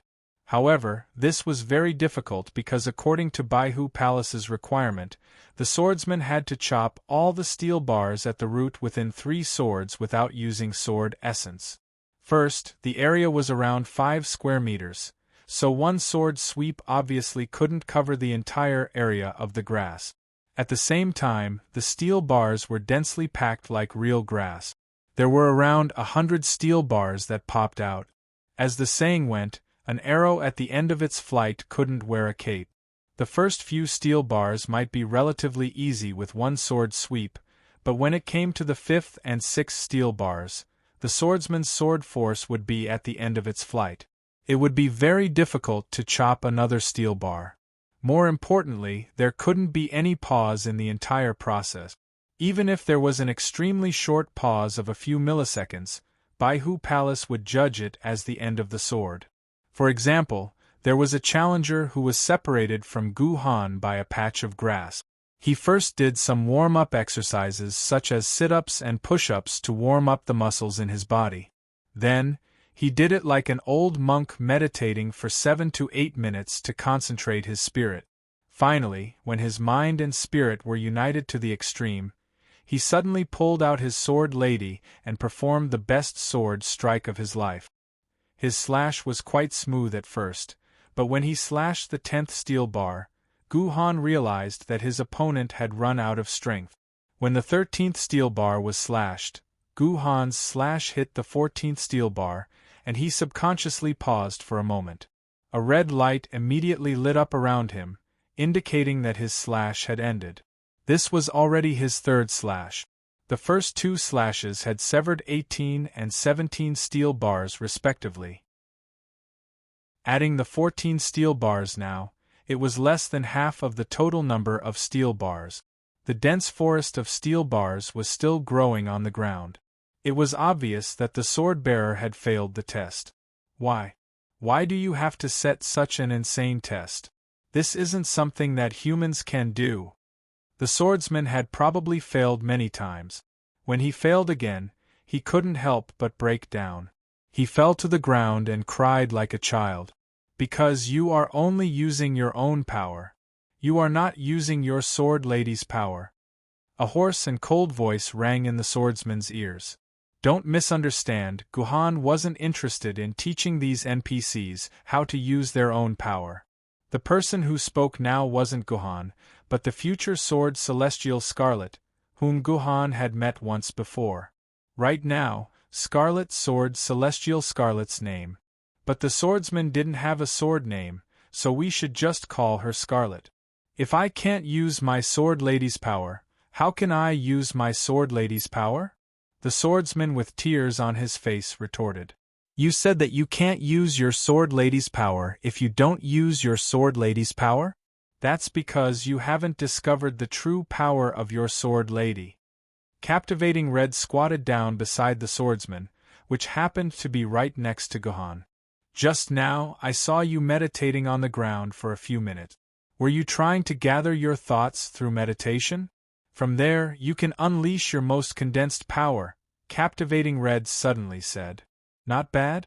Is there a problem? The sword wielder narrowed his red eyes and asked. Of course it's not wrong. However, you've only condensed your own power. Although this sword strike was unleashed through the sword Maiden, it's actually still using your own power. This is a big mistake. You should have integrated your own power into the sword Maiden, and then slashed out this sword together with your own sword Maiden. That way, you would have been successful in every endeavor. After saying this, Captivating Red suddenly pulled out her sword Maiden and pressed the blade against her forehead. It was as if she was fusing something with the blade. Her aura and the sword's aura fused together, continuously rising and rising. Finally, when this aura reached its peak, Captivating Red slashed out without hesitation. In the blink of an eye, Captivating Red's sword Maiden returned to its sheath. A gentle breeze blew past, and the rebar grass in front of her fell to the ground like chopsticks on a table. Half of the rebar grass was swept away in an instant, revealing the pinkish, flesh-colored soil underneath. Then, Captivating Red repeated the sword technique she had just used, and cut off the other half of the rebar grass. However, because of the shape of the grass, Captivating Red couldn't cut off half of the rebar grass like before. She could only cut off the remaining rebar grass twice. However, this didn't affect anything. Captivating Red had already reached the standard required by Baihu Palace. She cleared off the rebar grass in 3 strikes, and not a single vertical rebar remained. Amazing! The swordsman stared at Captivating Red with eyes full of admiration and envy. He sincerely hoped that Captivating Red could become his master and learn such a sword technique. "I'm not fit to be someone else's master. I'm here to find my master." Captivating Red spoke plainly to the swordsman. "Then what kind of person is fit to be your master?" the swordsman asked curiously. "Do you even need to ask?" Captivating Red rolled her eyes at the swordsman. "Of course it's the creator of the 12 skyscraping palaces, the powerful fleeting Gyendi. Only someone like him is fit to be my master." "I see."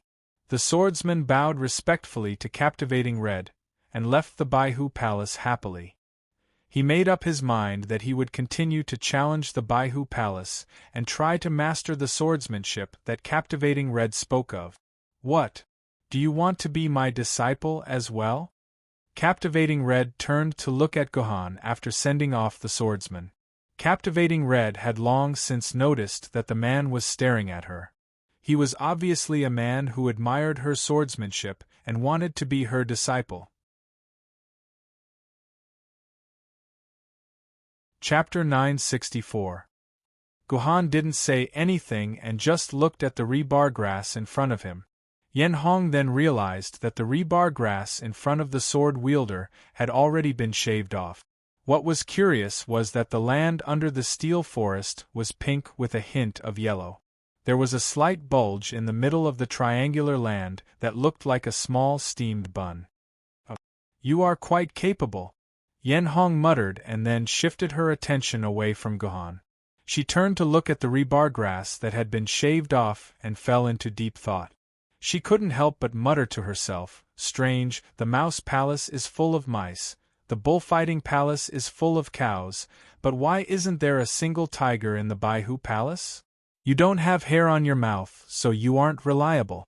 Gohan leisurely walked to Yen Hong's side and said, "You don't have hair on your mouth, so you aren't reliable? What does that mean? Explain it to me." Yen Hong was puzzled for a while. Then, she hurriedly chased after Gohan and kept asking him what he meant by his words. "You pervert. So disgusting." Yen Hong didn't understand, but the little lowly Tamono Kakashi who was floating beside Gohan understood. Her skin instantly turned red, and she looked at Gohan with disgust. "I didn't design this. Go find that old guy Kenzu." Gohan didn't look ashamed at all. This wasn't Gohan's fault anyway. But from this point, it could be seen that Kenzu wasn't as wise, powerful, sanctimonious, and flawless as the rumors said. From the perverted tests he gave to the Bullfighting Palace and the Baihu Palace, our Lord Kenzu was a real flirtatious man.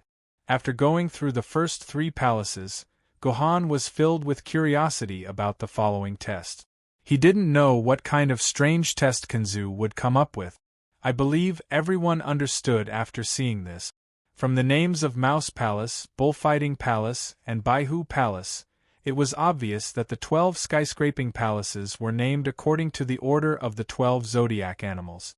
Naturally, the 4th palace was a test named after a rabbit, and the 4th palace was called the Red Rabbit Palace. This was an interesting name, because although the Scarlet Rabbit had the word rabbit in it, it was not a rabbit at all, but a precious horse. Could it be that the tests in the Red Rabbit Temple were actually related to horses? With this thought in mind, Gohan and Captivating Red, who was following behind Gohan, chattering endlessly about what hairless lips and incompetent work meant, walked into the Red Rabbit Palace. In the end, not only were there no rabbits in the Red Rabbit Palace, but there were also no horses. The entire palace was isolated by pieces of red cloth. Standing at the entrance, Gohan and Captivating Red couldn't see what kind of test was in the Red Rabbit Palace. However, Gohan was sure of one thing, and that was that the test was definitely extremely painful. Because of the red cloth, Gohan and Captivating Red could clearly hear painful howls from the depths of the palace. It was the sound of a human, a sound that could only be made when a person was in extreme pain, suppression, and madness. Just the crazy trembling of the syllables allowed Gohan and Captivating Red to understand what kind of pain and torture the owner of the voice was going through.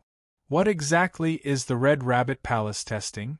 Gohan didn't understand, but he wasn't afraid. He acted as usual. However, Captivating Red, who was beside Gohan, was different. From her trembling skin, Gohan could clearly see how scared and fearful she was. Clearly, Captivating Red knew what the test in the Red Rabbit Palace was all about. Although Gohan really wanted to ask Captivating Red what the test in the Red Rabbit Palace was, when he thought of how indifferent he was to her earlier, Captivating Red probably wouldn't tell Gohan the secret of the Red Rabbit Palace. However, it didn't matter. No matter what the test was, Gohan could only walk forward. Even a woman like Captivating Red had the courage to face such a test, let alone a man like Gohan who thought highly of himself. "Contestant, please follow me." A human attendant appeared in front of Gohan and spoke to Gohan as he flipped open layers of red cloth. This was the first time Gohan had seen another human in the 12 skyscraping palaces. From the way the attendant walked, it was obvious that he was just an ordinary human. He was most likely someone who worked in the 12 skyscraping palaces for a long time. Under the attendant's guidance, Gohan passed through layers of red cloth and finally stopped in a room that was surrounded by red cloth. Gohan looked around the room and noticed that there was a wooden wardrobe on each side of the room. In the middle of the room, there were 2 cylindrical glass cabinets made of transparent glass that were more than 2 meters tall. There was a round hole on the top of the glass cabinet. The 2 glass cylinders were connected by a few glass plates. The overall design looked like a pair of binoculars. "Contestant, please remove your clothes and enter the cupboard naked. Adjust the lift at the bottom so that your neck can be exposed from the cabinet and you can begin the test," the attendant said to Gohan. Although Gohan did not know what the attendant was up to, he did not hesitate to remove his clothes and put them into the cabinet along with all his sword maidens. Then, Gohan entered the glass cabinet according to the attendant's instructions and stuck his head out of the round hole at the top. This way, Gohan was standing in a bucket of binoculars. "There's a bucket here. Could it be that there's another person locked inside like me?" As soon as Gohan thought of this, the question was confirmed. This was because Yen Hong was immediately led into the room that Gohan was in by the attendant. "Ah!" Yen Hong, who entered the room, suddenly saw Gohan's naked body through the transparent glass. She instantly let out a scream and covered her eyes as she scolded the attendant. "Why did you bring me here? Don't you know that men and women are different? Do I still want to get married? What's going on? Why did you bring a woman in?" The attendant who led Gohan in asked the other attendant in confusion. "I had no choice." The attendant shrugged. "I was going to wait for another woman to come in and arrange for them to be together. But just now, Oldly from Baihu Palace told me that there's no woman in the entire Baihu Palace. Maybe I won't be able to find a pair for this woman even after waiting for 7 to 8 hours. So, I could only bring her in." Then, the attendant patted Yen Hong's shoulder. "Didn't I tell you that there's a special situation?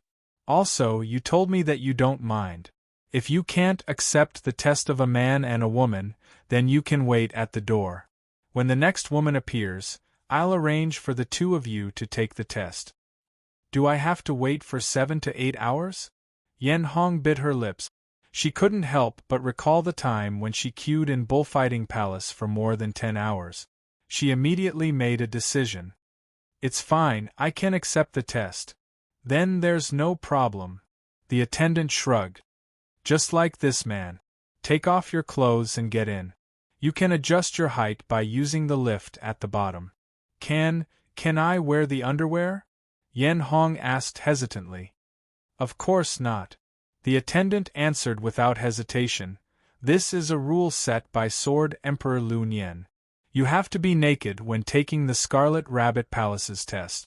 You cannot have anything on you. Otherwise, you will automatically fail the test." "But that's for 2 women. I'm with a man right now." Yen Hong raised her voice. "Then wait at the door." There are only 2 ways to go back. Do as you see fit." The attendant flung his sleeves angrily and left the room with the other attendant. She pulled the other waiter out of the room, leaving only Yen Hong and Gu Han in the awkward room. "Take off your clothes. If you don't get in within 3 minutes, I'll consider it as a failure." The waiter's annoying voice came from outside the red cloth.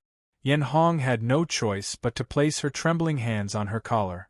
At the same time, she glared fiercely at Gu Han and threatened, "Don't look at me!" Gu Han couldn't be bothered with this woman. He just stared at Yen Hong with his eyes wide open. "Pervert!" Yen Hong wailed, but there was no better way.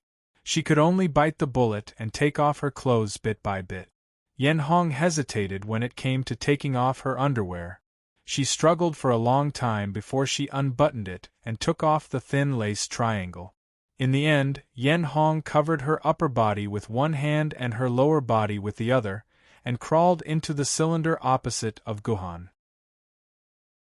Of course, Yen Hong did not dare to face Gohan directly. She could only throw a beautiful curve of her back in front of Gohan. "The 2 contestants inside, have you both entered the round cabinet?" The attendant's annoying voice came from outside. Gohan and Yen Hong responded one after another. However, Gohan's voice was calm and peaceful, while Yen Hong's voice was full of shame and fear. What surprised Gohan was that the fear in her voice was far greater than the shame. This meant that Captivating Crimson cared more about the test she was about to face than the shame of being naked. 20 minutes. The attendant continued, "In the next 20 minutes, you must stay awake at all times. You must not pass out. At the same time, you are not allowed to touch any part of your body. Not even the slightest bit of friction is allowed. If you do, you will be considered a failure. At the same time, you are not allowed to harm any life that appears in the round cabinet. If you kill any life, you will also be considered a failure." What does that mean? What does it mean that I am not allowed to harm the life that appears in the round cabinet? Could it be that there will be more? Gu Han suddenly had a bad premonition. Chapter 965.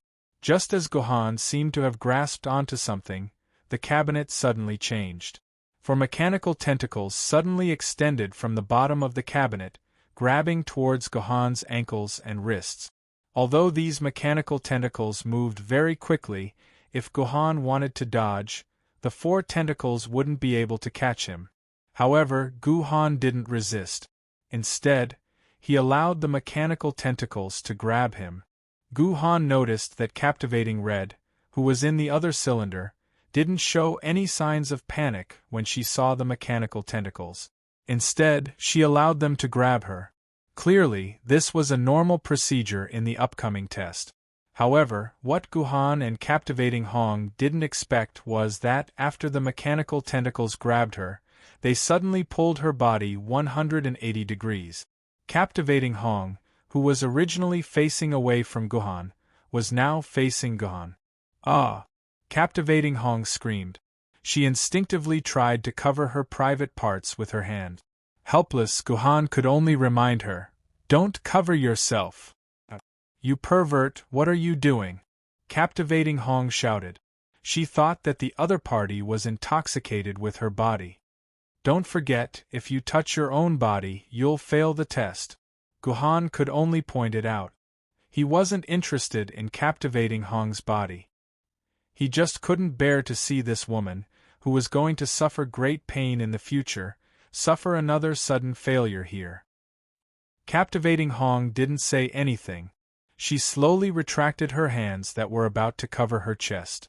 Then, the 4 tentacles suddenly pulled inwards, directly pulling Gohan and Captivating Hong's limbs into a large shape. Their hands and feet couldn't move at all. Like this, all the private parts of their bodies were completely exposed. Even their 2 private parts were exposed. Even the faintest bit of dew in the forest could be seen. "It's over. I really can't get married this time," Yen Hong muttered in despair with a sad face, causing Gohan to sink into deep thought. Although the history of this dungeon was vastly different from the recorded history, the Scarlet Sword Immortal's character was as accurate as ever. The Sword Immortal Scarlet Sword Immortal had also wanted to marry herself off, which was why all of the subsequent tragic events had occurred, thereby cementing the tragedy of her life. Even if she was a Sword Immortal, she would still end up with a broken body and 1,000 years of regret. What will happen next? In order to alleviate Captivating Red's embarrassment, Gohan took the initiative to ask. Something very good will happen. I just hope that you can hold on for a minute. As soon as Captivating Hong's stiff voice fell, the round hole at the top of the round cabinet suddenly began to shrink inwards.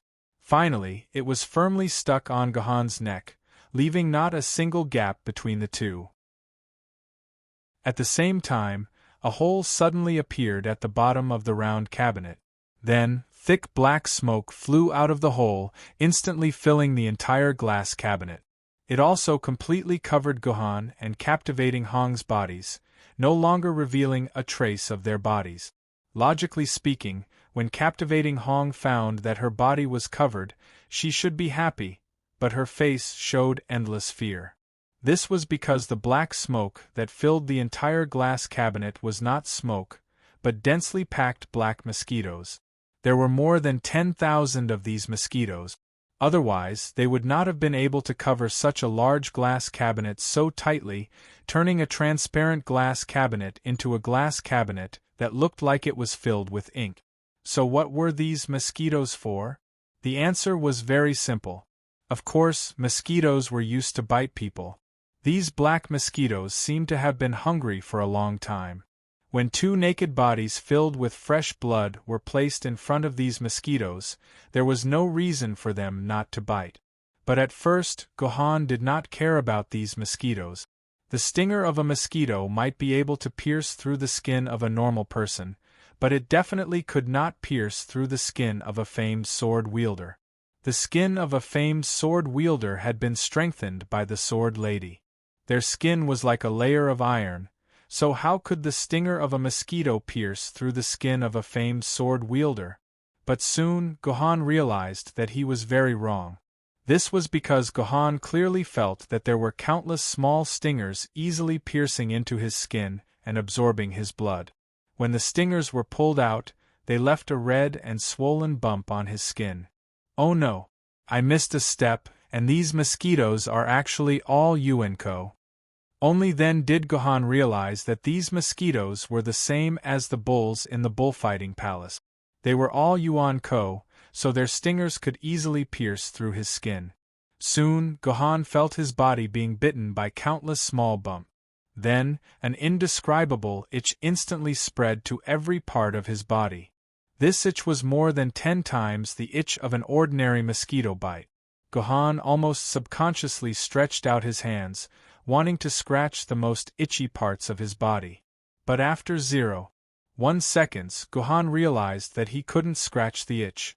Once his hands touched his body, the entire test would be declared a failure. At this moment, Gohan finally understood what the test was. It was to let the mosquito bite you, causing your body to feel an intense itch that made you want to scratch it.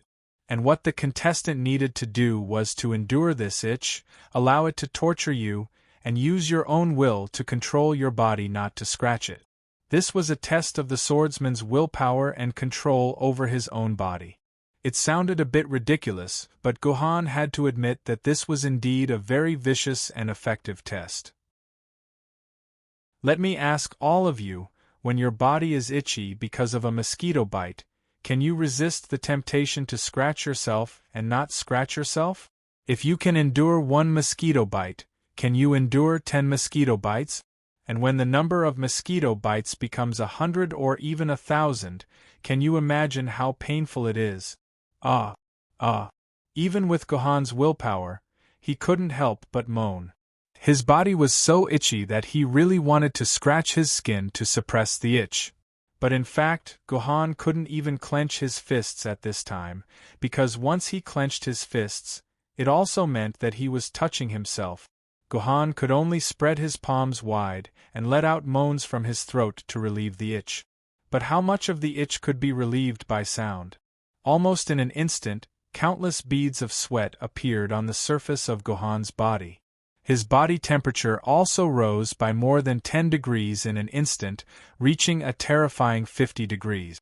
A normal person would have been burned alive in this situation. Only the sword bearer could withstand this temperature. Compared to Gohan's low and somewhat suppressed moans, Captivating Red's moans suddenly uncontrollably began to scream crazily. The pleasant female voice coupled with the moans suddenly made Gohan feel as if he had returned to the time when he was making love with Chidien. Chidien was also moaning with desire just like Captivating Red in front of him. But compared to Chidien, Captivating Hong's moans were louder and more wanton. At the same time, just like her name, Captivating Red's face turned bright red. Coupled with the ticklish moans coming from the depths of her heart, Gohan couldn't help but feel an itch in his heart. Then, his little brother started to change very cooperatively. But unexpectedly, when Gohan's little brother started to change, those black characters seemed to have discovered a new continent. They all stabbed their tail needles into this new and undeveloped land. Then, without saying anything more, Gohan fully experienced the feeling of being itchy on top of an itch. What kind of mosquitoes are these? Why are they so powerful? I feel that they are more than 10 times itchier than ordinary mosquitoes. Gohan asked Captivating Hong on the other side. Captivating Hong didn't answer Gohan's question. She was still moaning by herself. I suggest you answer my question, Gohan said faintly. Don't you feel that this kind of sound is more shameful? Captivating Hong's voice stopped abruptly. After a moment of silence, she replied with difficulty, These are Wendaoist's blood-black mosquitoes. Each of them is a mouse-level Yuan Ko. They are 20 times itchier than ordinary mosquitoes. So they are Wendaoist's mosquitoes. Information about Wendaoist immediately appeared in Gohan's mind. This was a very vicious Yuan Ko that appeared in this world in the early period of the apocalypse. This Wendaoist's original body was a blood-black mosquito, so he raised tens of millions of children and grandchildren in his body. These tens of millions of blood-black mosquitoes needed to suck the blood of 1,000 humans to keep themselves alive. Therefore, these blood-black mosquitoes became one of the most terrifying killers of humanity.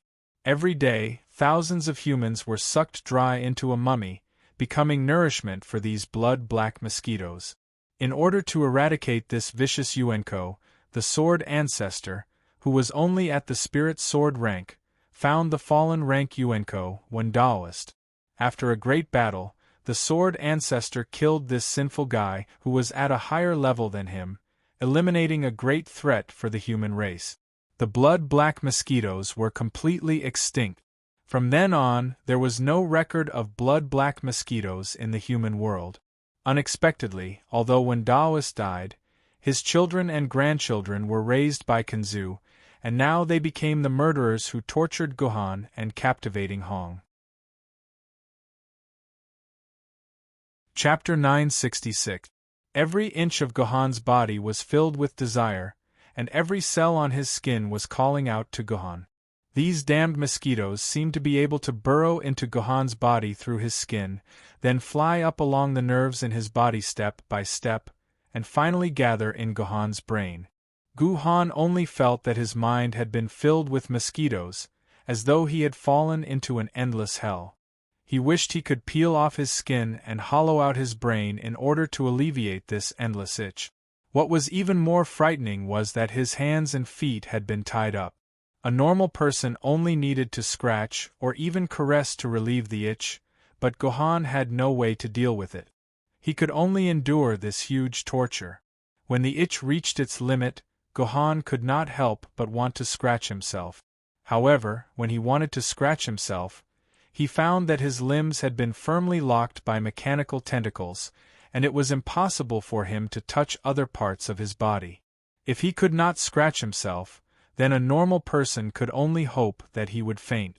As long as he fainted, he would not have to endure such intense itch.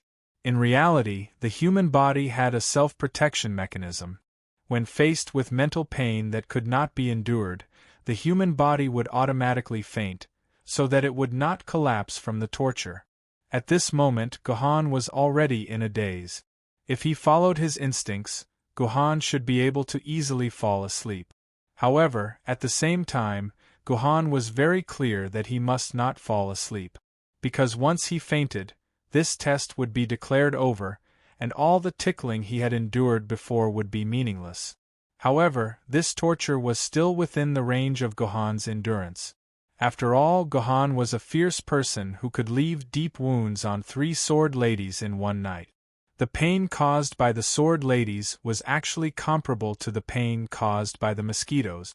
Gohan gritted his teeth and was able to endure it. However, it was clear that Yen Hong's side was unable to endure it. The woman's voice could pass through 3 or 4 layers of walls, but now it was only as small as a fly.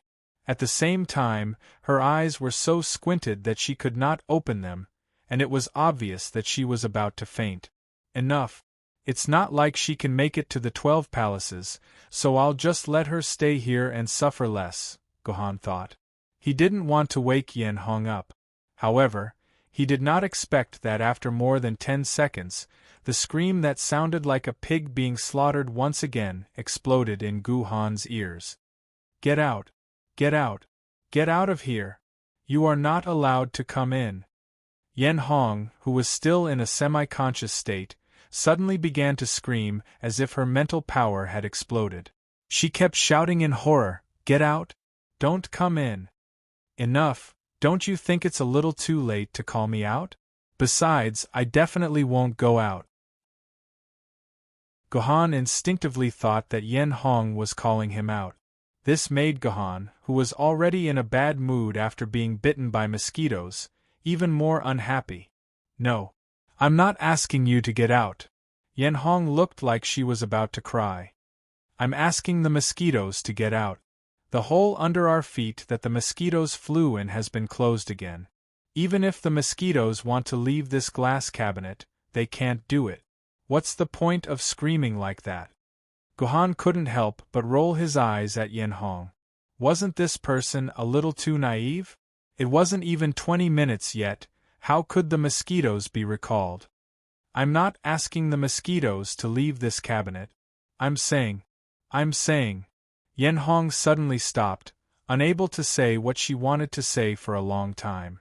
Instead, her whole face turned red, and a shy expression appeared on her face. Wait, this woman can't mean that. Gohan suddenly thought of a possibility. Did the mosquitoes crawl into the cabinet? Gohan asked. Yen Hong didn't say anything, but her silence only confirmed Gohan's question. Obviously, the deeper part of her body had been invaded by the mosquitoes. What should I do? Anyway, the matter had already been guessed by Gohan, so Yen Hong didn't care about the question of embarrassment. She desperately asked Gohan, "Those damn mosquitoes bit me a few times inside. I'm now. How was Yen Hong now?" Yen Hong not only itched on the outside, but also on the inside of her body. The skin there was more delicate than the skin outside, so the itch was naturally more than 10 times stronger than the skin outside. Yen Hong only felt that there was a raging flame burning inside her body, and this flame was constantly roasting the inside of her body, roasting out the moisture in her body bit by bit, and then dripping outside, forming a small pool of water that was neither too big nor too small. "Bear with it," Gohan said lightly. Yen Hong was so painful that she was about to cry. "Is there no other better way? Actually, you should be happy." Gohan licked his dry lip. "This way you won't pass out." Thanks to Yen Hong, Gohan felt that his attention and imagination had been completely diverted to another place, and Gohan probably wouldn't pass out. After the mosquito invasion, both Gohan and Yen Hong clearly felt that time was much better than before. Although this brought Yen Hong a great sense of shame, this sense of shame collided with the huge itch, which made Yen Hong feel that time was not so difficult to bear. This also made Yen Hong feel a little glad about such a shameful thing, and this little joy made Yen Hong feel even more ashamed. If the rest of the time passed like this, Yen Hong felt that she could continue to hold on until all the time was over. But about 10 minutes after the test began, an unforeseen event happened. In an instant, the 4 mechanical tentacles that bound Gohan's hands and feet loosened, then quickly returned to the bottom of the glass cabinet, and freedom was returned to Gohan. Logically speaking, this should be a good thing. After all, no one would want their hands and feet to be tied up.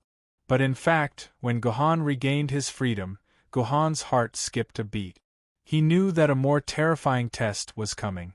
The moment Gohan fell on the glass cabinet, his hands were freed, and he instinctively wanted to scratch his itchy chest, but before he could move, his hands were stopped by Gohan, because Gohan knew that he could not do that. Previously, both Gohan and Yen Hong's hands and feet were bound by the mechanical tentacles. Although this greatly restricted Gohan's and Yen Hong's freedom, it also gave Gohan and Yen Hong a benefit. That was, Gohan and Yen Hong could not move their hands and feet freely. Even if they wanted to scratch themselves, it was impossible. On the contrary, they could constantly struggle with their hands and feet to offset part of the itch. Compared to the benefits they gained, losing a bit of meaningless freedom was not a big deal. But when freedom returned to Gohan's hands, Gohan deeply realized how wonderful those mechanical tentacles were. Previously, because he was bound by the mechanical tentacles, he was destined to be unable to use his hands, so Gohan did not think about scratching himself. But once he regained his freedom, when the Gohan could scratch his itch, this problem would become even more serious. When one's body itched unbearably, when one knew that a gentle scratch could relieve the great pain, could one still resist the urge to scratch himself? As long as he scratched himself gently, all the itchiness would be suppressed, and he would obtain a great sense of satisfaction. He would feel as if he was floating in the air. When his limbs were bound, this temptation was not obvious enough, but once his limbs were freed, the temptation to scratch himself instantly slapped at Gohan like a turbulent wave. However, Gohan's mind was very clear. The attendant from Red Rabbit Palace had said it clearly. He would not allow himself to take the initiative to touch any part of his body. Once he touched any part of his body, the challenge would immediately be declared a failure, and all his previous efforts would come to an end. Therefore, at this moment, Gohan understood that freeing his hands and feet was not a good thing. Instead, it was an even greater test. Previously, Gohan only had to endure the torture of the itch, but now Gohan had to endure the test of the desire to scratch himself from the depths of his heart. This was equivalent to enduring 2 tests at the same time. One came from the outside world, and the other came from his heart. It was obvious that the desire that came from the depths of his heart was harder to endure than the torture from the outside world. This was a common principle since ancient times. Humans were very strange creatures. Their hands were clearly under their control, but most of the time their hands were not under their control at all. Since ancient times, it was very difficult for humans to use their rationality to control their hand. Most of the time, it was their own desires that controlled them. It was just like how you knew that drug addiction and gambling would ruin your family, but you would still throw yourself into it without a care for your own safety. If you wanted to quit drugs, you had to go to a forced detoxification center. If you wanted to study well, you had to be taught by your parents. You had to force yourself to finish your winter vacation homework in the last few days of the winter vacation. Humans always clamored for absolute freedom, but when absolute freedom was given to everyone, it would probably be the end of the world. The Red Rabbit Palace's test was no longer just a test of one's ability to endure torture. It was a test of one's ability to control one's nature. This was a test that even a so-called sage would find difficult to endure. No wonder countless people are stuck at the Red Rabbit Palace, unable to pass. I'm afraid even sage Confucius wouldn't be able to resist this temptation. Gohan thought as he endured the double test. Chapter 967. Gohan suddenly recalled what Wang Jiqiang had told him before. The Red Rabbit Palace was an extremely special test. It was a place that tested one's willpower. Passing this test had nothing to do with the sword wielder's level or power. It only had to do with the sword wielder's willpower. At first, Gohan did not think about this carefully. Now, he realized that Wang Jiqiang was quite right. Facing the Red Rabbit Palace's test, power was completely useless. The only thing that mattered was the sword wielder's own willpower, the sword wielder's control over his own body, and the resistance to his inner desires. More importantly, Gohan realized that this test actually helped him improve quite a bit. At the beginning, there were a few times when Gohan could not help but want to scratch himself. When he was about to touch his skin, he forcefully suppressed it with his willpower. This was a huge training for Gohan's willpower. After a few rounds of scratching, not only did Gohan feel his willpower improve, but he also gained a lot of understanding of sword technique. He even vaguely found some clues to the fifth move of the Chaos Sword technique. Unfortunately, there were only a few clues. When Gohan successfully used his willpower to suppress his desire, the test on Gohan's strength came to an abrupt end. At the same time, the entire test was no longer difficult for Gohan. Gohan could already calmly face the itch on his body. However, Captivating Red's situation was not so good. Gohan had already seen her face struggle at least 7 or 8 times. Clearly, she was currently in a serious struggle. Captivating Red was walking on a tightrope. She could fall off this tightrope at any time. Of course, this had nothing to do with Gohan. She was just an NPC. Help me! Help me! Suddenly, Captivating Red raised her head and looked at Gohan with a pleading gaze. How do you want me to help you? In truth, Gohan did not have much intention of helping Yen Hong. He was just curious as to how Yen Hong would want him to help her in this situation. This was because the Red Rabbit Palace was a test of one's willpower. All of the difficulties actually originated from the participant's heart. The only person who could help her was herself. No one else could help her. Help me grab it, Yen Hong said with red eyes. Don't worry, I'm very serious about the rules here. This place only forbade one from touching oneself, but it did not forbid one from touching another person. One of my friends also used this method to pass through the Red Rabbit Temple, and she also passed smoothly. That's impossible. I can't touch you. Gohan scanned the distance between them and discovered that he was at least 1.5 meters away from Captivating Red. Of course, Gohan's arm couldn't be 1.5 meters long, so it was naturally impossible for him to touch Captivating Red on the other side. Give me your leg. Captivating Red lowered her head and did not dare to look Gohan in the eye.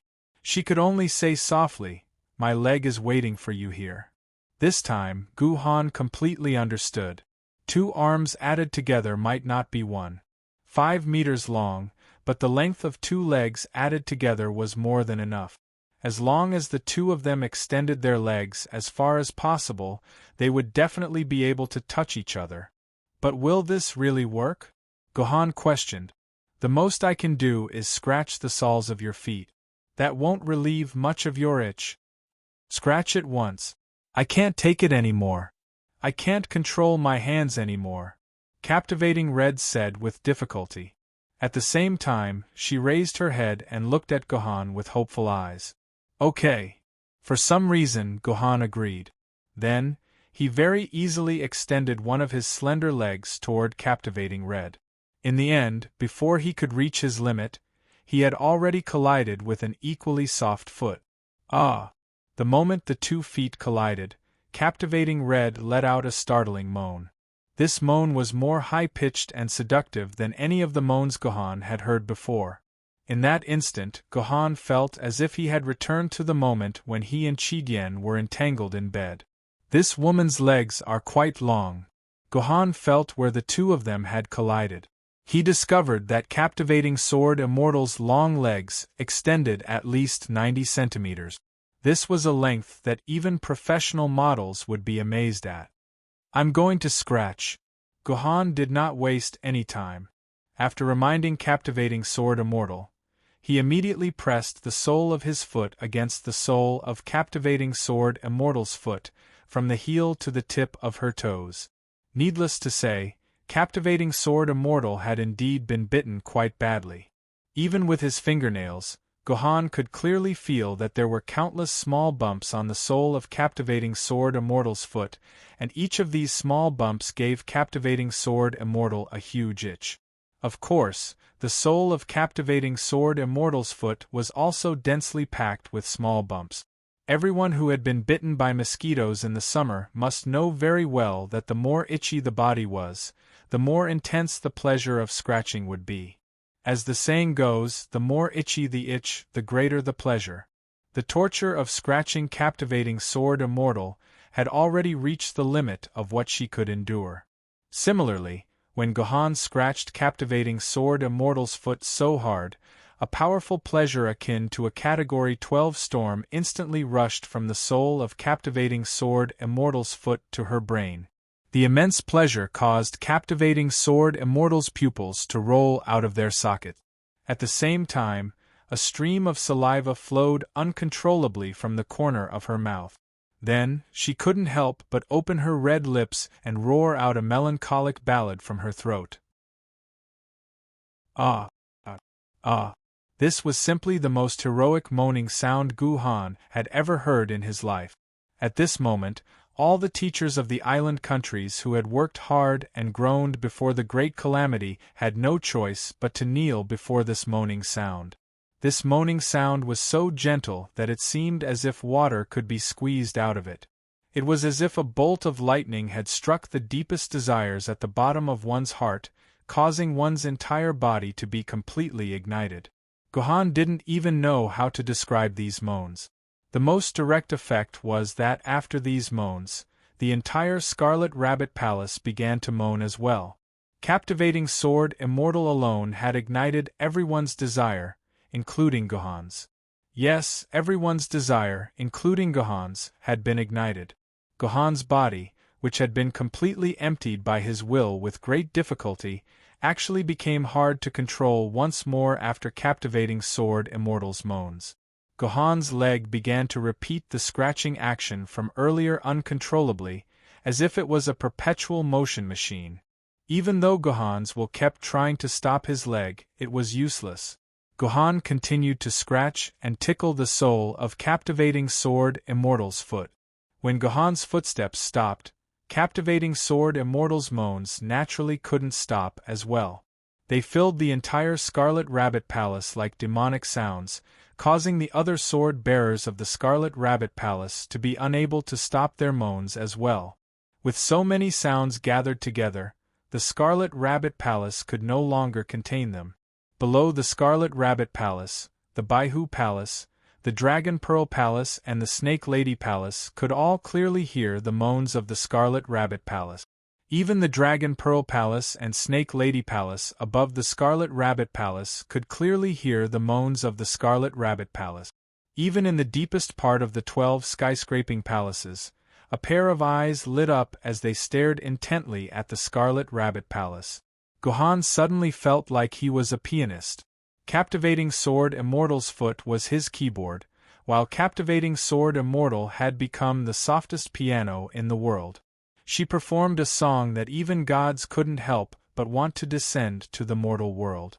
She played this song for a full 10 minutes until the bottom of the glass cabinet opened again. A powerful suction fan sucked in all the scarlet blood mosquitoes in the glass cabinet. Only then did Gohan realize that the entire test had ended.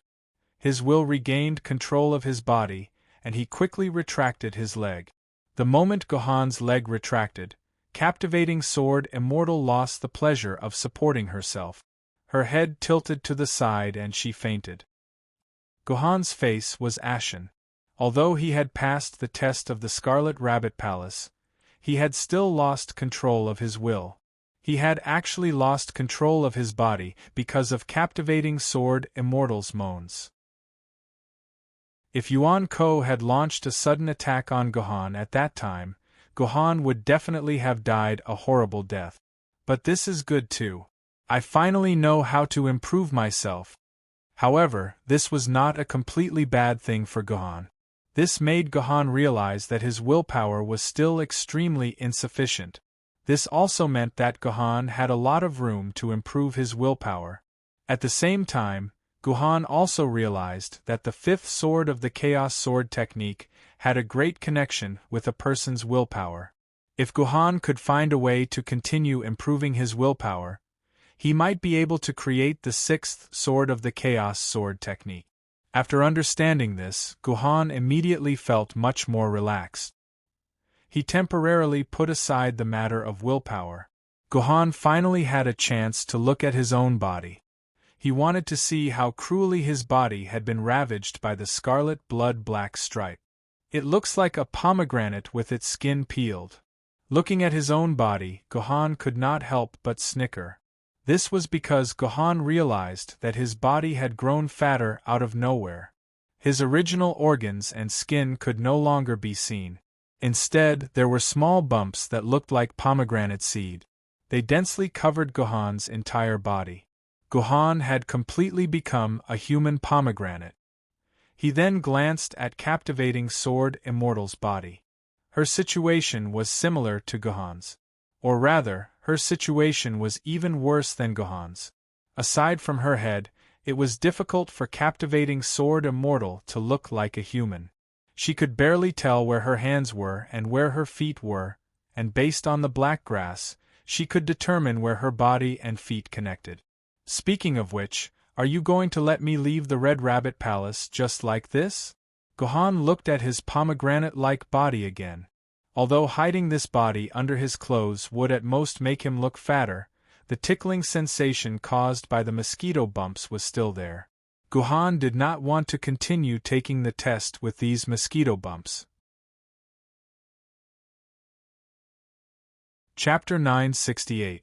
Soon, Gohan realized that his worries were unnecessary. Suddenly, a milky white liquid shot out from the glass cabinet. The milky-like liquid quickly filled the entire glass cabinet. Under the nourishment of the milky white liquid, the itchiness on Gohan's body was greatly suppressed. At the same time, waves of energy entered Gohan's body through his skin, which was covered in pomegranate seeds. The energy that he had lost from resisting the itchiness was quickly replenished by the milk.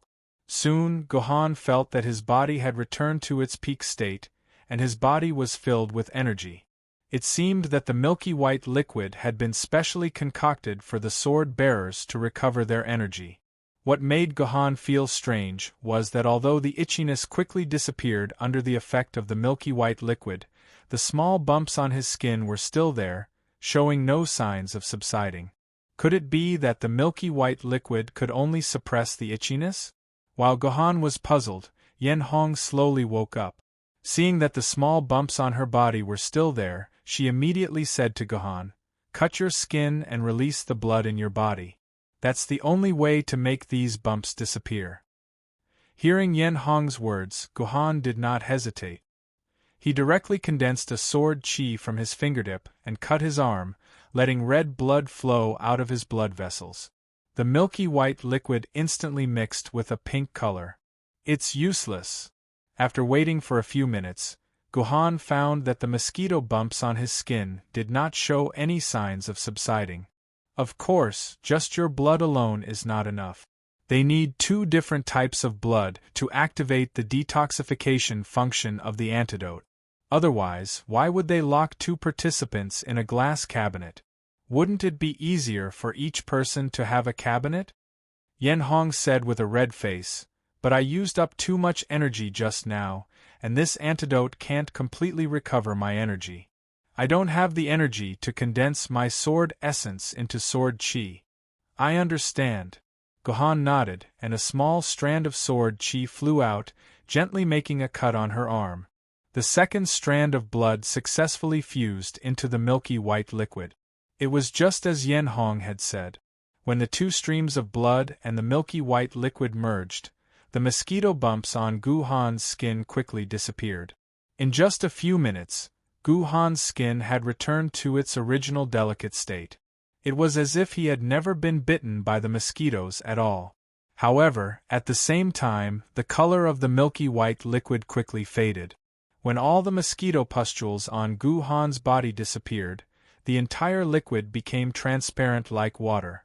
Gu Han and Captivating Red were once again able to see each other with sincerity. Don't look. Yen Hong was still very sensitive to the protection of her body. She immediately used her hands to cover the key parts of her body. However, no matter how fast Captivating Red's reaction was, she couldn't outrun Gohan's eyes. Gohan still managed to catch a glimpse of Captivating Red's entire body. Pervert! Captivating Red glared at Gohan and cursed under her breath. Go back and see your wife. It was also at this moment that the liquid in the glass cabinet began to rapidly recede. At the same time, the ring that was stuck on Gu Han's neck loosened. The glass cabinet's door lock also let out a ticking sound, indicating that it had opened. This meant that the Red Rabbit Palace's test had ended. Gu Han could now leave the glass cabinet. Can I ask you a question? Gohan curled his lips slightly, then jumped out of the glass cabinet, leaving his white back facing Captivating Red. He asked curiously, why is the Red Rabbit Palace a test like this? It's quite appropriate to name this test Mosquito Palace, but what does this have to do with the Red Rabbit Palace? You don't even know this? Captivating Red looked at him as if he were retarded. You can know the answer to this question, but you have to tell me what the Baihu Palace's test is. Let's exchange questions, no one will lose out. No problem. Gohan nodded. Then I'll answer your question first. According to Fleeting Jiandi's words, only the most loyal Red Rabbit can withstand such torture. This is a test given by the party and the people to a loyal Red Rabbit. Captivating Red explained. Red Rabbit? Are you talking about the Red Rabbit horse? Although Gohan wanted to ask Captivating Red, it was obvious that the Red Rabbit was not a Red Rabbit horse. It was a different creature. Although Gu Han was very curious about what Red Rabbit was referring to, he suddenly didn't want to ask any more questions. That was enough. Alright. It's time for you to answer my question. What is the Baihu Palace's test? Captivating Red fell into deep thought about the Baihu Palace. My friends have told me many secrets about the 12 skyscraping palaces, but they have never told me what the Baihu Palace's test is. It feels like they're hiding it from me on purpose. They're not hiding it from you on purpose. They're just too embarrassed to tell you.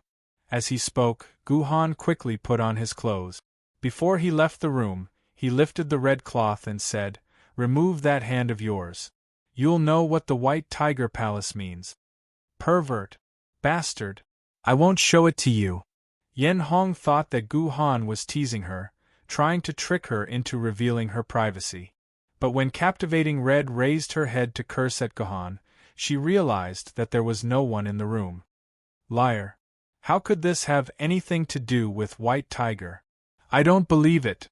Although she said that she didn't believe it, Yen Hong still looked around furtively, and then moved her hand away. A bare, jade-like hill of steamed buns appeared in front of her. Where's my black grass? Yen Hong was taken aback.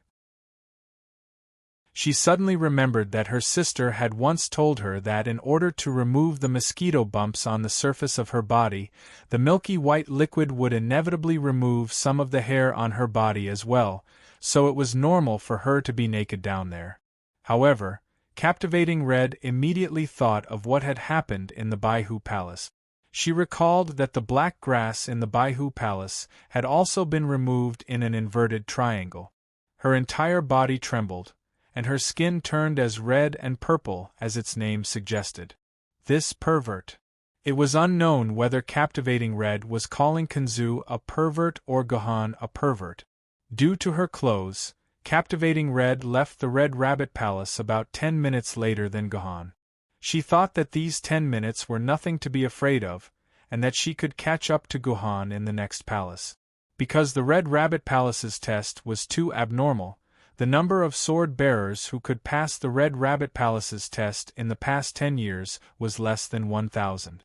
Therefore, the number of sword-bearers staying in the palace behind the Red Rabbit Palace was very few. When Yan Hong entered the Dragon Pearl Palace, she saw that there were only a few figures in the Dragon Pearl Palace, and among these figures, there was no existence of Gu Han. However, these figures were gathered together and whispering to each other. Their expressions looked a little exaggerated, as if they had just experienced something very shocking.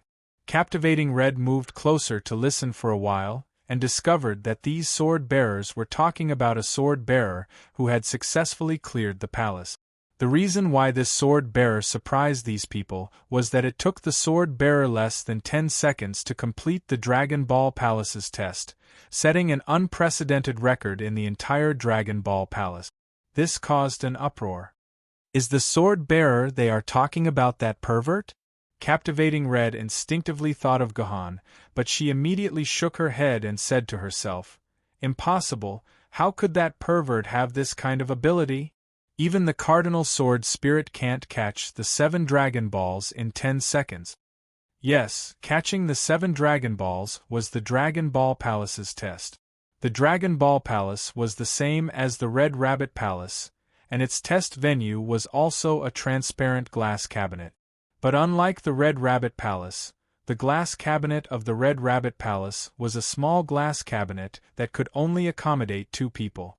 However, the glass cabinet of the Dragon Ball Palace was a huge round glass ball with a diameter of 1 kilometer. This glass ball occupied 90% of the Dragon Ball Palace's area, and the remaining 10% was the stands around the glass ball. The Dragon Ball Palace's test was also very simple.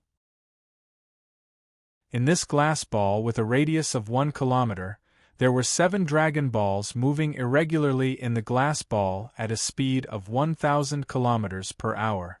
The sword-bearer who participated in the test needed to hit a button on the Dragon Ball that was only the size of a bottle cap with the sword in his hand. As long as this button was hit, the Dragon Ball would automatically stop flying and fall to the ground. As long as the sword-bearer was able to shoot down all 7 Dragon Balls within 15 minutes, the test would be declared a success. It was clear from the Dragon Ball Palace's test that the 12 skyscraping palaces each had their own emphasis and different test objective. The Mouse Palace tested the sword-bearer's movement technique. The Bullfighting Palace tested the sword-bearer's strength. The Baihu Palace tested the sword-bearer's use of strength.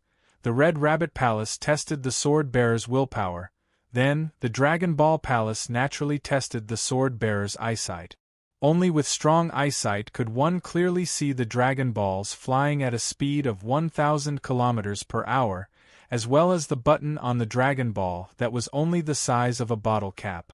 If it was said that ordinary people in the Red Rabbit Palace could still rely on their strong willpower to survive, then the Dragon Ball Palace was no longer a problem that could be solved by willpower.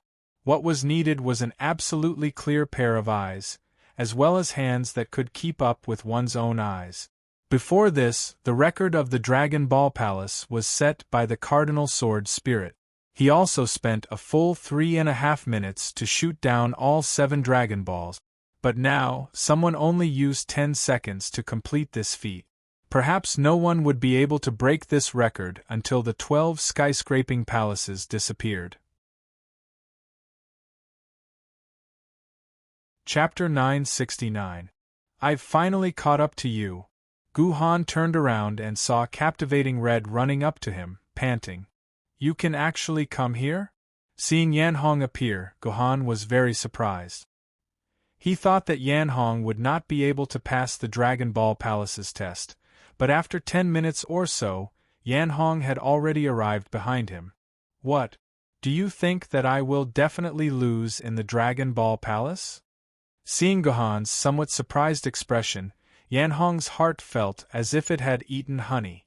She could finally see this guy, who always had a calm face, reveal a surprised expression. Yes. I don't think you have the ability to pass the Dragon Ball Palace. Gohan nodded and said very sincerely. But it was this sincere attitude that made Yan Hong couldn't help but roll her eyes. Does this person have any basic politeness? How can he say this kind of truth directly? Well, people are like this, they always want others to tell the truth. But when others really tell the truth, the first one to be unhappy is him. For the sake of the Dragon Ball Palace, I specially went through special training. I deliberately got 7 Dragon Balls that are exactly the same as the ones in the Dragon Ball Palace and trained in the company for 2 months. This is just a piece of cake for me, Yan Hong said proudly, but in fact, only Yan Hong knew how guilty she was in her heart. It was true that she had indeed trained for 2 months, but in these 2 months, Yan Hong was able to successfully complete the challenge less than 5 times. This was based on a total of more than 500 practices. Therefore, Yan Hong herself did not have much confidence in passing the Dragon Ball Palace's test. What Yan Hong didn't expect was that when she really stood inside the Dragon Ball Palace's glass ball, she didn't know if it was because she had ruthlessly tempered her will in the Red Rabbit Palace, but she was unexpectedly calm and focused in the Dragon Ball Palace. The Dragon Balls in Yan Hong's eyes seemed to be a lot slower than before. After experiencing a few initial failures, Yan Hong found the feeling and hit the switch of 3 Dragon Balls in a row. This also stimulated Yan Hong's confidence. Once a person had confidence, everything would be exceptionally smooth. In the end, it only took captivating Red 13 minutes to successfully hit the switch on all 7 Dragon Balls, passing the test of Dragon Ball Palace. She closely followed behind Gohan and arrived at Lamia Palace. Strange. Didn't you arrive 20 minutes earlier than me? Why isn't he moving? I thought you would be like the Dragon Ball Palace just now, passing this place in less than 10 seconds. Captivating Red mocked with a smirk on her face. I don't know what to do with this palace. Just like how he spoke sincerely to Yan Hong just now, Gu Han also very sincerely expressed to Yan Hong that he was at a complete loss in front of the Lamia Palace's test. This was a very rare thing. All along, no matter what Gohan faced, no matter how difficult the matter was, it would never force Gohan to the point of being unable to think of a way. But now that he was facing the Lamia Palace's test, Gohan suddenly found that he was somewhat exhausted. He really couldn't think of a way to deal with the Lamia Palace's test. In fact, it wasn't just Gohan. Most of the geniuses who relied on their own strength and will to forcibly reach the Lamia Palace would sigh like Gohan when they saw the test in front of them. They also didn't know how to deal with this test. Lamia Palace was the 6th palace of the 12 skyscraping palaces, and only 8 palaces were revealed in the entire 12 skyscraping palaces. The previous strongest, Cardinal Sword Spirit, had only passed the test of the 7th palace and was stuck at the position of the 8th palace.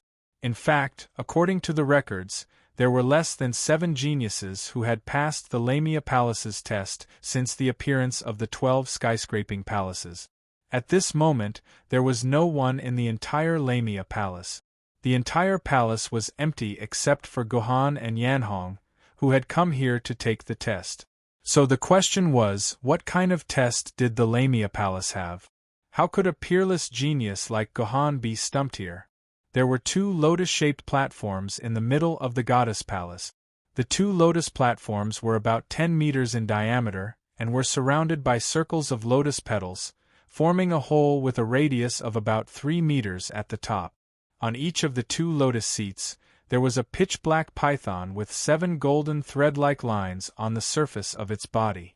The giant python's scientific name was Golden Silk Python.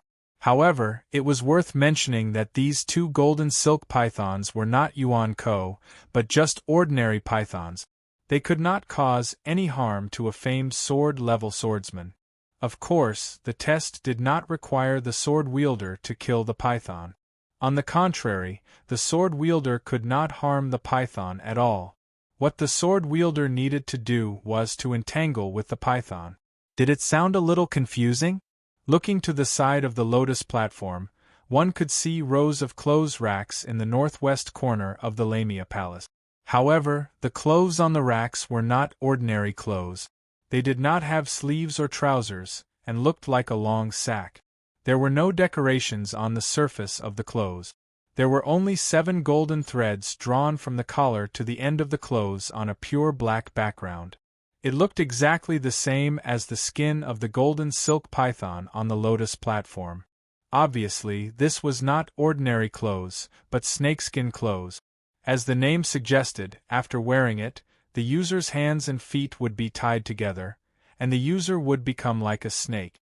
After wearing this clothes, the user would become a lamia with the body of a snake and the head of a human. This was naturally the origin of the name of the Lamia Palace. Clothes were naturally meant for people to wear, and these clothes were placed here for the swordsmen who came to participate in the test. So what did the swordsman have to do after wearing the snakeskin clothes? The answer was very simple. According to the explanation of the Lamia Palace, the golden silk pythons on the 2 lotus platforms were a male and a female golden silk python. After wearing the snakeskin clothes, the swordsman had to climb up the lotus platform with the male golden silk python. Then, under the condition that the swordsman was not allowed to hurt the golden silk python, the swordsman had to entangle the male golden silk python with the swordsman and conduct a simulated mating. Yes, you're right. A simulated mating was required. The snake's organ was at its tail, and the snakeskin clothes worn by the swordsman were also designed to simulate the organ of a female golden silk python. As long as the male golden silk python successfully inserted its organ into the fake organ on the snakeskin clothes, the swordsman would be considered to have completed the test of the Lamia Palace. According to the explanation attached to the entrance of the Lamia Palace, the 2 golden silk pythons, male and female, were in estrus. The swordsman had to carefully observe the behavior and habits of the female golden silk python during estrus, and then simulate these habits and habits beside the male golden silk python so that the male golden silk python would mistake the swordsman for the female golden silk python, and then have sex with the swordsman. Sure enough, this was another perverted exam question. After experiencing the Dragon Ball Palace's seemingly normal test, Guhan thought that the sword ancestor would restrain his mind and cultivate his nature, and would no longer make this kind of strange and perverted question. Unexpectedly, when it came to the Lamia Palace, Kenzu's abnormality actually went a step further and directly made the swordsman play a simulated mating game. However, Gohan also clearly understood the purpose of the Lamia Palace test. To put it bluntly, the Lamia Palace test was to test the swordsman's ability to observe and imitate. Only by thoroughly observing the various behaviors of the female golden silk python and then perfectly simulating it could it be possible to successfully pass the test of the Lamia Palace. The difference between a snake and a human was very big. Even if the swordsman wore snakeskin clothes, he would still be worlds apart from the real female golden silk python. Moreover, in addition to relying on eyes and behavior, golden silk pythons relied more on the other party's scent and some extremely subtle details to distinguish their mate. Simply by imitating the movements of the female golden silk python to make a male golden silk python fall into estrus, this task was even more difficult than ascending to heaven. It was like asking you to have sex with an animal that was dressed like a human, but was actually a gorilla. Even if the gorilla imitated a beautiful woman, it would not be able to move your heart, right? However, on second thought, if it was a beautiful snake with a human body and a snake's tail, or a mermaid with a human body and a fish's tail, he would be able to accept it. Let me quietly ask everyone, if there really was a mermaid in front of you, would you be able to make a move? Gohan had lived for so long. Sometimes he had no moral integrity, but sometimes he was also very particular about moral integrity. Imitating a female golden silk python to seduce a male golden silk python to have sex with him was undoubtedly beyond Gohan's bottom line. After figuring out the rules of the Lamia Palace, Gohan almost turned around and left. If it wasn't for Tomono Kakashi desperately holding on to Gohan while flying in the air, begging Gohan with her small teary eyes to find the edge of this dungeon's bug and save her life, Gohan might have already given up on the 12 skyscraping temples test. Of course, apart from Tomono Kakaze's desperate pleading, Gohan also knew that he had to pass through the Lamia Palace. This was because after entering this dungeon, Gohan did not find any exit passage, and the exit button on the operation interface had disappeared. According to Gohan's speculation, apart from the last method that he had no idea if it would succeed, the only way to leave this dungeon was to clear the entire 12 skyscraping temples. If Gohan did not want to be trapped in this dungeon for the rest of his life, then Gohan had to pass through the Lamia Palace test. However, asking Gohan to seduce a male golden silk python required a lot of courage, so Gohan was stuck at the entrance of the Lamia Palace until Captivating Red arrived. You're tuning in to the Phoenix Knights YouTube channel. Don't forget to subscribe and join us on this journey to catch the most captivating stories.